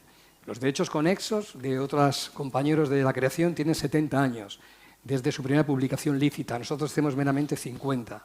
También creemos que hay derechos de nueva generación que estamos trabajando, como ser titulares del clipping, que nunca se nos había remunerado hasta ahora en el mundo de la radio. Cuando la gente manda estos resúmenes de prensa, piensa que la radio es gratuita. Tiene la cultura que el editor de prensa o el editor de libros tiene ese derecho adquirido. Y la radio era una cosa que la gente cogía para las administraciones públicas o empresas. Demos este cuarto y mitad de la radio de audio y ya esto es una cosa gratis total.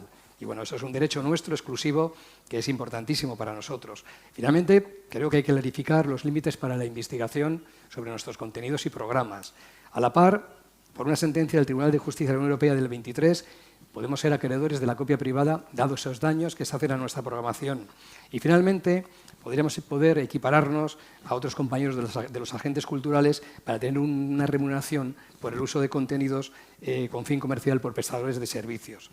Finalmente, como usuarios, también queremos reivindicar el poder negociar, y nos gustaría mucho, con las entidades de gestión en forma de equilibrio en la cuestión de poder pactar las explotaciones en Internet e interactivas.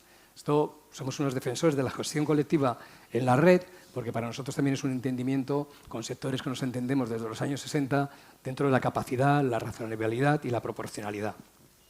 También es verdad que nosotros también defendemos que el cambio de tecnología no tiene que conllevar aparejado un aumento de precio de tarifas generales dentro de los campos que nosotros tenemos que abonar y que no discutimos nunca el derecho de los terceros, ¿no? Finalmente, en esta realidad de la radio, con nuevos formatos de distribución, anhelamos y a ver si nos puede ayudar aquí Alexander Kunz y el gobierno español, el Tratado de OMPI que lleva esperando de la radio desde el 96. El cine, los músicos, los productores, los autores tienen tratados de Internet. Solo quedó fuera el Tratado de Radiodifusión, desde el año 96.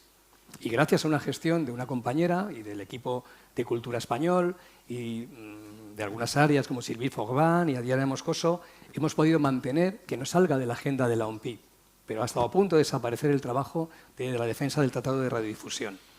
También para nosotros es muy importante que se asiente la Oficina del Derecho de Autor en España, que está liderando el Ministerio de Cultura y el Gobierno español, para que haya una oficina del derecho de autor con medios y que a la par tenga organismos como cuando hay para resolución de conflictos, que sean interesantes y con medios, y que esa oficina se pueda desarrollar y tendrá todo nuestro apoyo. Así que para nosotros es muy importante también que ese Tratado de la OMPI nazca con una nueva realidad. Esa nueva realidad se debe desbloquear los malentendidos y tiene que haber una armonización al menos con los principios mínimos de la Directiva de Satélite y Cable 2. No pueden hacer con una desfase de las explotaciones. Si el Tratado de Radiodifusión de Internet nace simplemente con el simulcasting, pues creemos que es un debate muy vacío. Sí, al menos exigimos que pueda regularse el catch-up o el podcasting radiofónico. Así que, finalizado este viaje de los 100 años de la radio, sigo comentando que es un colectivo en España con vertebración local, nacional, universitaria, autonómica y municipal, y que se basa en incluir y no excluir, lo ya citado, conocimiento, cultura, creación, copyright, convicción, tecnología, talento, emoción, pluralidad, acceso libre y gratuito para el público y con integración de los autores de obras de terceros que protegen, producen y generan nuestra riqueza creativa de cada día. Para concluir, decía Leonard Cohen que hay una grieta en todo, pero por esa grieta siempre entra la luz. Pues yo quiero reivindicar y vindicar que la radio es luz y que puede con toda la grieta, que es un bálsamo en la tempestad y siempre una idea de futuro y porvenir. Y como diría Lorca, así que pasen 100 años más, aquí nos emplazamos a estar en el nuevo centenario de la radio. Feliz centenario y uno más. Muchas gracias.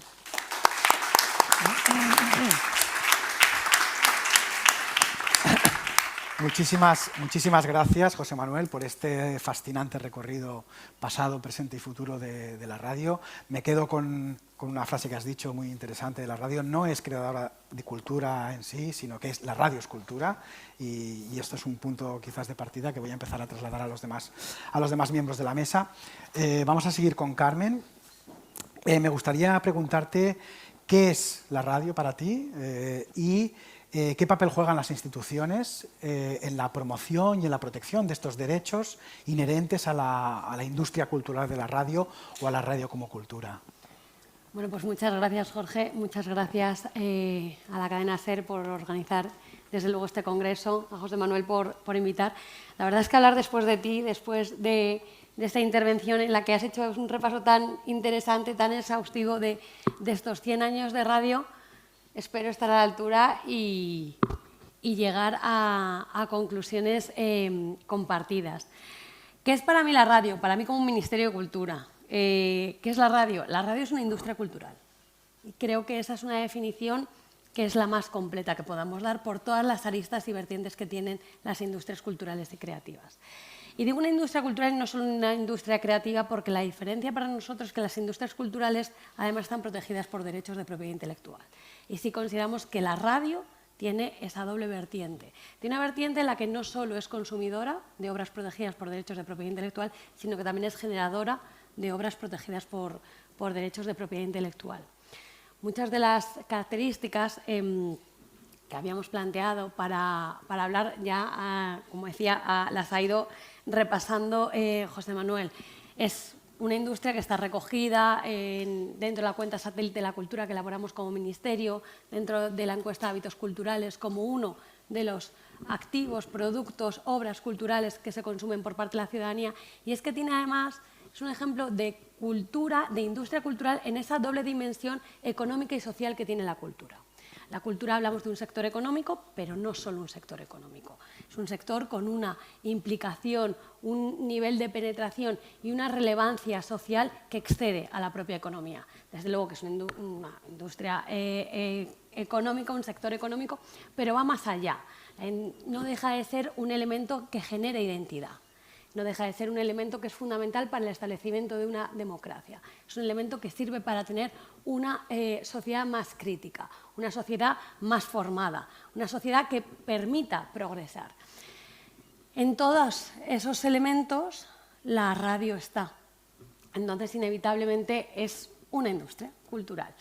¿Qué hacemos como institución pública para la defensa? Nosotros, como Ministerio de Cultura, somos el departamento encargado de la promoción, protección y defensa de la cultura, de las industrias culturales, de los agentes culturales, de los derechos culturales de la ciudadanía, de los derechos de los creadores y, desde luego, también de la propia industria cultural.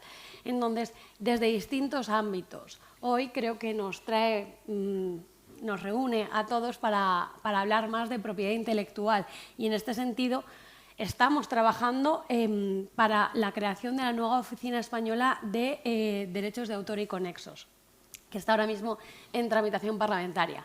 Sería un gran salto, sería el salto de calidad que la industria cultural, desde el punto de vista de la propiedad intelectual, daría adelante.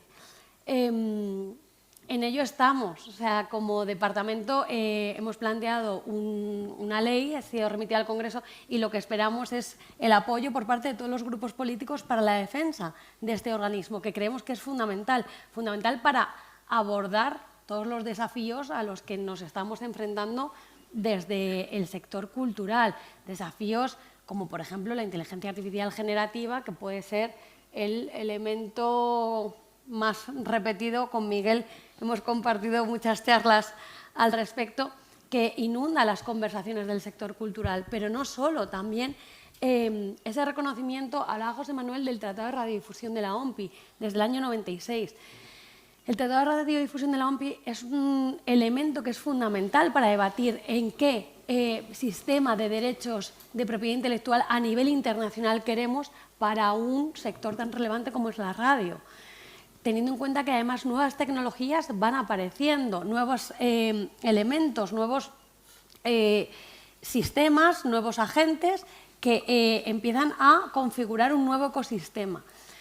Entonces, trabajar en la defensa internacional de los derechos de nuestros creadores, de nuestros titulares, es desde luego una segunda línea de acción. Y la tercera iría más vinculada también a la parte de los derechos culturales, los derechos de la ciudadanía. Y ahí la radio tiene un papel muy, muy relevante, porque también es un vehículo de transmisión de cultura y no deja de ser importante ese papel. O sea, es importante hacer llegar la cultura a todos los sitios. La capacidad de penetración y permeabilidad que tiene la radio no la tienen muchas industrias. Y la forma de acceder a los nuevos públicos también es muy, muy importante. Nosotros, por ejemplo, el lunes, el podcast, que es una de las formas de innovación de la radio, ¿no? Uno de los nuevos productos o de activos o obras que surgen dentro del ecosistema de la radio en el siglo XXI, es una forma de llegar a nuevos públicos. O sea, nosotros desde el Ministerio somos muy conscientes de que esta forma de dialogar con, por ejemplo, los jóvenes es una manera nueva y que está al servicio de todo el sector cultural. El lunes hacemos un podcast con dos creadores de contenido con el Primavera Sound para presentar el programa de la FIL en México, que España es país invitado. La FIL es la Feria Internacional del Libro, y más allá de presentarlo en ruedas de prensa, distintos medios de comunicación, hemos optado también por dar un paso más allá, hacer un podcast al respecto, con el objetivo de llegar a nuevos públicos, porque al final dentro tenemos que tratar de estar con toda la ciudadanía. Entonces, para nosotros, ya digo, la radio es para la promoción, como titular, como vehículo. La verdad es que es un sector fundamental. Muchísimas gracias. Yo, si me permites, pues me quedo con esta idea, por un lado,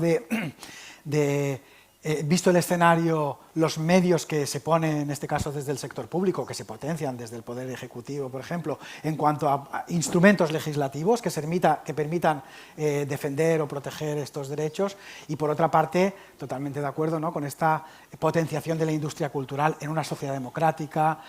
La promoción, la protección de la cultura es esencial para que esta sociedad pues, se desarrolle, tenga unos cimientos democráticos básicos, así que me parece que esta aportación también es fundamental y muy agradecido por eso. Luego podemos volver sobre los temas. Paso a la siguiente interviniente, a Manuela Villa.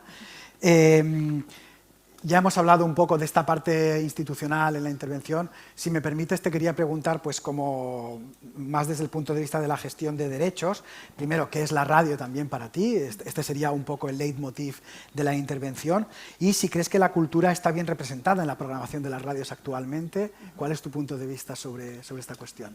Bueno, muchas gracias por invitarme a celebrar los 100 años de la radio. La verdad es que es un lujo y bueno, pues estamos siguiendo muy de cerca la programación y creo que está saliendo muy bien este aniversario. Un poco por complementar también lo que ha dicho Carmen Páez, que está ahí como al pie del cañón, ¿no? Y que está llevando toda la gestión desde el gobierno de todas estas cuestiones, pues comentar que efectivamente volvemos a estar aquí en un encuentro en el que nos planteamos muchos temas que vienen a ser bastante filosóficos de qué es la cultura al fin y al cabo, ¿no? Y por qué la radio podría ser o no ser cultura o una industria cultural. La verdad es que la cultura, sabéis que es de tan amplio, ¿no? O sea, aquí nosotros hablando es cultura, los juegos de los niños, leer un libro, etcétera, que cualquier cosa es susceptible de ser cultura y eso abre muchísimo el espectro de acción y nos da mucha capacidad de acción, pero también muchas veces es complejo de gestionar, ¿no? Hasta dónde se abre y se cierra ese límite. Yo cuando vine preparándome esta charla, un poco la pregunta que me hacía es por qué socialmente no está entendida la radio como una industria cultural o como cultura. Yo creo que hay muchos ámbitos de la creación cultural que todavía cuesta que la gente entienda que son cultura, ¿no? Y ahí yo creo que venimos de esa tradición del siglo XVIII de entender que la cultura son simplemente las bellas artes, ¿no? La escultura, la pintura, la música, el teatro, que es una tradición, es una forma de entender la cultura que todavía pervive, ¿no? Y que todo lo que se escapa un poco de esas 4 o 5 cosas no son cultura o no son industria cultural. Ahí, como señalaba José Manuel, el cambio tecnológico, digamos, cuando empezamos a hacer obras, las obras artísticas empiezan a ser reproducidas en masa, con la radio, el cine, la fotografía, etcétera, pues ese paradigma, ¿no? de la obra única artística cambia. Entonces ahí, bueno, pues efectivamente en ese cambio, ¿no? Industrial está la radio, ¿no? En el epicentro de la creación de contenido, de las industrias culturales, de lo que la Escuela de Frankfurt, como también comentaba José Manuel Bravo, entiende que es una industria cultural y yo creo que en su momento era así comprendido, ¿no? Que la radio era esto. Y me parece que luego a lo largo de la historia se va diluyendo esa concepción de la radio como una industria cultural y me parece que ahora con el podcast, ¿no? Digamos que ha vuelto a surgir esa claridad de que la radio sí que son creaciones es creación de contenido, ¿no? Y bueno, pues ahí, vamos, sí, estoy de acuerdo con todo lo que se ha dicho José Manuel y la subsecretaria, que efectivamente la radio es una industria cultural. Me pregunto si las personas que trabajáis en la radio tenéis la concepción de que la radio es una industria cultural. Esto es algo que también me genera dudas, ¿no? Porque quizá no sois conscientes de ello y a lo mejor ahí hay que hacer una labor también de pedagogía y un poco yendo a la pregunta que me hacías del papel que tiene la cultura en la programación cultural. Bueno, pues aquí, si se me permite, haría un llamamiento, ¿no? A que también desde la radio se ponga en valor que es una industria cultural y que es creadora de contenido, también a través de la programación cultural, ¿no? Y de dar voz a esos agentes culturales que trabajan y que muchas veces no encuentran tantos huecos en la programación radiofónica, ¿no? Bueno, y hasta ahí, luego seguimos charlando. Muchísimas gracias por tu intervención. Aquí me voy quedando con algunas cosas que me parecen muy interesantes. Y aquí esta toma de conciencia, ¿no? de incluso los profesionales que trabajan dentro de la radio, esa toma de conciencia de lo que son y a partir de ahí desarrollar, ¿no? esa programación cultural o ese desarrollo cultural que representa la radio. Y también me parece una aportación muy interesante en este caso. Bien, pues si me permitís vamos a pasar al siguiente interviniente, que es Alexander Kuntz. Y Alexandra, yo te pregunto en castellano, yo creo que hemos estado hablando antes, él es alemán, trabaja en Ginebra, pero bueno, tiene muy buen nivel de castellano, así que le animo a que lo haga, a que pueda responder en castellano o en catalán, que también algunas cosas hemos hecho, así que, pero bueno, up to you. Y la pregunta iría un poco en el mismo sentido, la pregunta base, ¿no? ¿Qué es la radio para ti?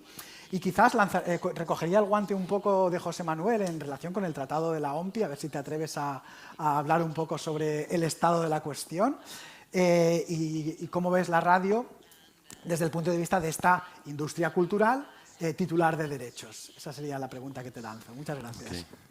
Okay. Muchas gracias, Jorge. Es un gran placer estar aquí. ¿Qué es el radio para mí? Estuve viviendo en España por un periodo de un año en Sevilla y es difícil adaptar a un país nuevo, pero me recuerdo de los sábados y domingos con Radio 13 y el moderador y la música que ponieron y las explicaciones de la historia de los componistas y cosas así, que me encanta mucho y que fue una manera de adaptar a este país. I will now switch to English. It's easier. We're going to the more technical work, so I hope you still enjoy. I have two disclaimers. One is an official one. This is my personal opinion, and it's not an official opinion of WIPO, nor is it the official opinion of our member states. And I need, given what my predecessors have been saying, I need to admit, I need to add a second disclaimer, and which is actually that I'm a trained economist. So I don't have the legal expertise that many of my colleagues at WIPO have to actually comment on the current state of the broadcasting treaty. Understood that it would be interesting, but let me offer a different perspective, which is an economic one, on what is happening in the radio industry. And I fully agree with my colleagues that it's a creative sector. I also agree it's a sector that makes use of IP in different ways. I would say it's, of course, a content producer. At the same time, it's also a user of existing IP. So I think a balanced system of IP, which WIPO is working on with the international harmonization efforts, together with our member states, of course, that's actually at the very heart of our organization, actually, to achieve that balanced system at the end of the day. So let me quickly jump in with a couple of economic thoughts and a couple of thoughts on how innovation and the digital transformation is working out in the radio industry. I mean, the first wave of digitization is, of course, a wave where we've seen platforms rise, where we've seen streamers come up in different sectors. And at the end of the day, this was kind of a lowering of the cost of distribution that we saw, which opened up opportunities for new entry to the market, new stakeholders, and more competition, and eventually more content production at the end of the day. Which is interesting about that is if you look at overall cultural consumption, it was actually increasing with this first wave of digitization. So at the end of the day, people are consuming more cultural content, of course also consuming, at the end of the day, more radio. So my point is, why radio is very interesting to look at from this innovation economics perspective is for various reasons, and I go through the different types of innovation that we're seeing in the radio industry in a moment. But it's interesting that, so let me begin with maybe the first one, inventing new digital channels and services for content distribution. As I said, this is lowering distribution costs, so it's really an opportunity to enter those digital channels. This means, in the case of radio, I think this means content on demand, which is expected to be available anywhere, anytime, and from any device. And there's also this opportunity, which I understand sits somewhere in the back catalog of content that is protected by IP, that is really a chance for radio services that they can monetize that content using IP. And that's really a possibility. But it also means that existing business models that radio stations and services may have and may need to change and may need to be reconfigured. What other dimensions are there? I think there's innovation happening when it comes to consumer data, recommender systems, and data analytics. This is, of course, ways by tracking the users of radio, there might be a way to actually improve user experiences and actually drive up radio consumption. I think these data insights go even deeper. I would argue that they include the possibility to inform content curation and content production strategies as well. Yet another dimension of innovation happening in radio, I think, is innovation in content formats. So this is basically formats that go beyond the radio hour clock, and podcast is probably one great example of that. Creating shorter content and content that is accessible on social media, that can be transferred to other new digital channels. There's also innovation in user design, probably in interfaces, more from the aesthetics point of view and usability of services. And I'd like to say as well, audience engagement has seen a number of innovative tools, how that can actually be improved in digital channels. And finally, I would also like to stress what other speakers this morning have been saying about innovation as organizations and innovation institutionally. So this is maybe a point in time where kind of thinking about institutional collaboration is becoming more important, and I think that's already happening in many places in the radio industry. I think I skipped the challenges in the light of time, but let me, if you could allow for 1-2 more minutes to elaborate a bit on the latest technological changes we've seen, and that's maybe one of the elephants in the room, talking about artificial intelligence and kind of the implications it may have for the industry, as well as kind of the potential requirements we might see for the IP system and the IP frameworks to be updated to those changes. And I think radio is a good case for that, because the two main questions that we've been asking ourselves from an economics perspective at WIPO have been the following two. The first question is, from an economic point of view, do we need IP rights for AI-generated works at the end of the day? That's an open question. I mean, there's of course legal debates around that, but we also try to understand this from an economic perspective. If you think about IP rights protecting investment, then there may be a case, if sufficient investment is happening in an industry like radio, to protect that with intellectual property and to secure that investment in the longer term. But if, on the other side, this technology is actually cost-reducing and may actually lower the relative investment, and this makes a less good case from an economics point of view to actually grant additional rights for AI-generated works. The second important question, so I don't have a final conclusion on that, but that's just the economics perspective on that. The second important question we've been asking ourselves is about training data. So is there sufficient economic incentives for high-quality training data? Because training data seems to be kind of the key ingredient. If we want to reach the full potential of artificial intelligence technology, we need good, high-quality training data.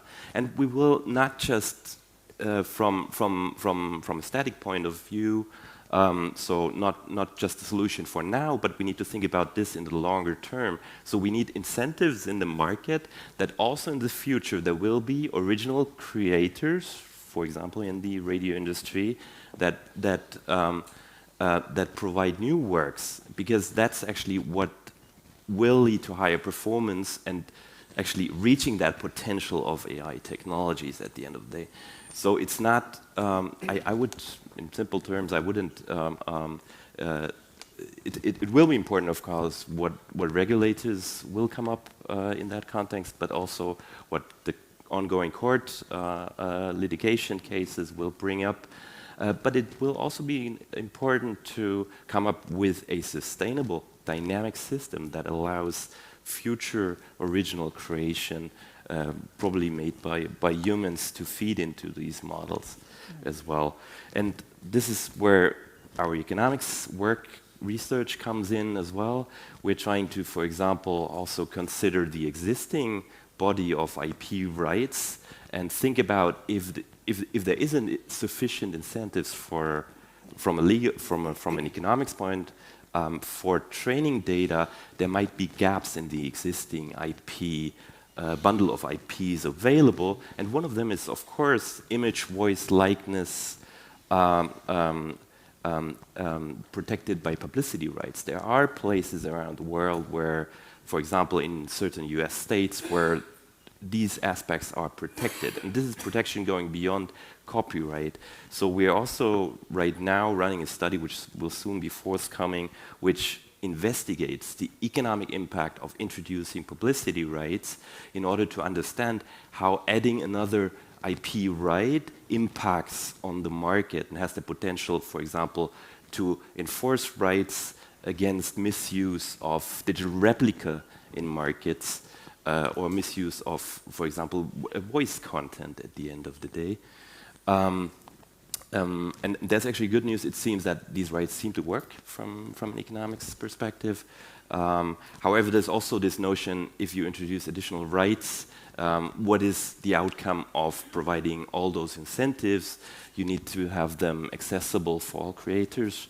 And I think I stop here in the lack of time. Thank you for your patience. Thank you very much. Muchas gracias, Muchas Alexander. gracias. Pues una intervención también muy interesante. Yo me quedaría, en este caso, quizás con la parte del futuro, de la innovación, de las nuevas formas de hacer radio a través de estos mecanismos innovativos y, cuidado, el papel importantísimo que en esto puede jugar la OMPI, un organismo como la Organización Mundial de la Propiedad Intelectual, en materia de la protección de derechos, con lo cual yo creo que ese es un key point de la intervención que me ha parecido muy interesante. Y pasaremos al último de los intervinientes de hoy, si me permitís, que es Miguel Ángel Langle. Y bueno, la pregunta inicial ya la sabes, ya la conoces.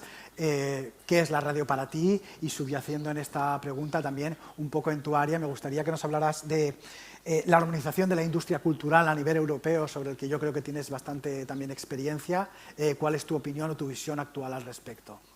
Pues muchas gracias por organizar esta mesa y por la participación, que además yo creo que es la primera vez que participo en una mesa en la que nos han combinado a economistas y abogados, que yo creo que es otro de los aciertos de la mesa, ¿no? Todos estamos de acuerdo en que es una industria y por tanto es un negocio. Y ahí es necesario, ¿no?, que también sean no solo los abogados, ¿no?, sino los economistas lo que le den sentido a todo esto. Estamos celebrando los 100 años, con lo cual es una industria resiliente. Y, sin embargo, a lo largo de todo el día hemos hablado de toda la evolución acelerada que está viviendo la radio, fruto de cómo la tecnología ha impactado en todo esto, ¿no? Yo destacaría que es una industria creativa con una regulación creativa, porque la ley de propiedad intelectual son de esas leyes que incorpora mucha creatividad, porque hay muchos elementos de la ley que los vamos creando conforme se va evolucionando el modelo de negocio y conforme va evolucionando la tecnología. Y en ese sentido, en nuestro día a día, lo que nos encontramos es con la dificultad de dar seguridad jurídica al modelo de negocio. Y en esa seguridad jurídica yo destacaría dos aspectos. Uno, la tecnología está expandiendo fuera de las fronteras españolas el modelo de negocio, y eso nos lleva a una visión probablemente más necesaria que nunca de una armonización dentro de la Unión Europea.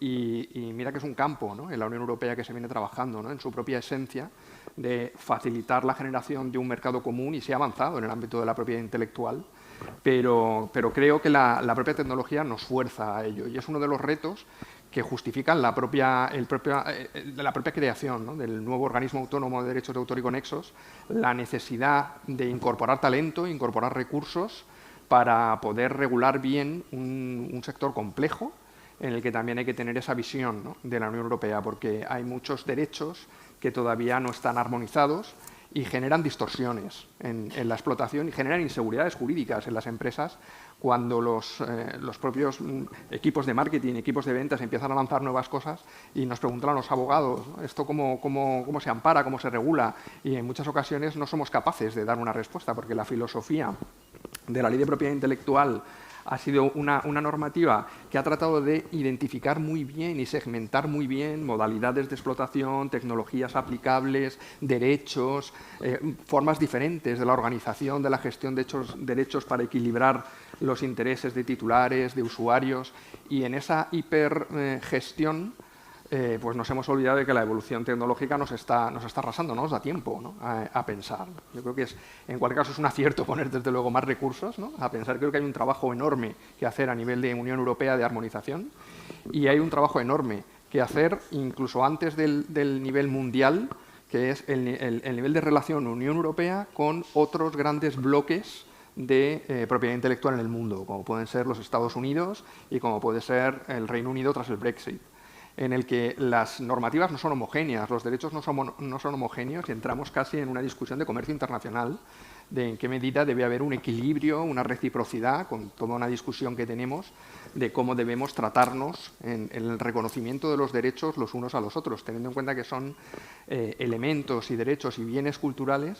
que vienen, ¿no?, creados desde Estados Unidos, que vienen creados desde el Reino Unido y que importamos y utilizamos con gran intensidad dentro de la Unión Europea, pero también son mercados muy importantes para nosotros, donde nosotros exportamos nuestros bienes y nuestros derechos. Con lo que yo creo que tenemos un reto muy bonito. Intelectualmente esto es muy creativo, ¿no? Si no puedes participar dentro de esta industria creativa pues con los dones de Iñaki Gabilondo, ¿no?, o con los dones de los músicos, pues yo creo que bienvenidos a los alumnos, podéis participar con los dones de los abogados, porque aquí se necesita creatividad a la hora de regular esto, ¿no? Y bienvenidos a los economistas, porque yo creo que también tienen que aportar luz en esa normativa que tiene que tener un sentido económico para los modelos de negocio. Pues muchísimas gracias, Miguel, por la aportación. Antes de acabar con las intervenciones, quería recordar que estaba convocada a esta mesa Adriana Moscoso, que es directora general de GESAC, no ha podido asistir, pero nos ha mandado una carta a título personal diciendo dos cosas. Bueno, agradeciendo a la dirección del Congreso la invitación, excusándose y felicitando, por supuesto, a Cadena SER en particular y a la radio en general por estos 100 años, y simplemente queríamos, bueno, pues que nos ha emocionado, en cierto modo, que se haya querido pronunciar de esta manera, a pesar de no poder estar aquí presente. Yo, si me permitís, por último, como conclusión del punto, bueno, de esta mesa redonda, lo hemos hablado con José Manuel, y creo que puede ser muy interesante que de aquí nazca un grupo de reflexión, un grupo pues de alto nivel de creación de ideas o de intercambio de ideas para reflexionar sobre, bueno, el pasado y el presente, más o menos lo hemos ido viendo, ¿no?, en los diferentes aspectos que hemos estado comentando en la sesión, pero el futuro, estos otros 100 años a los que nos emplazaba José Manuel, puede ser interesante o puede ser necesario incluso el poder tener líneas para interactuar pues, entre instituciones, entidades públicas, privadas, medios de comunicación, etcétera. Así que muchísimas gracias. Yo creo que estamos justo a tiempo. No sé si hay alguna pregunta del público, y si no, pues muchísimas gracias a los miembros de la mesa, muchísimas gracias al público asistente, muchas gracias a la organización y feliz cumpleaños a la radio, por supuesto.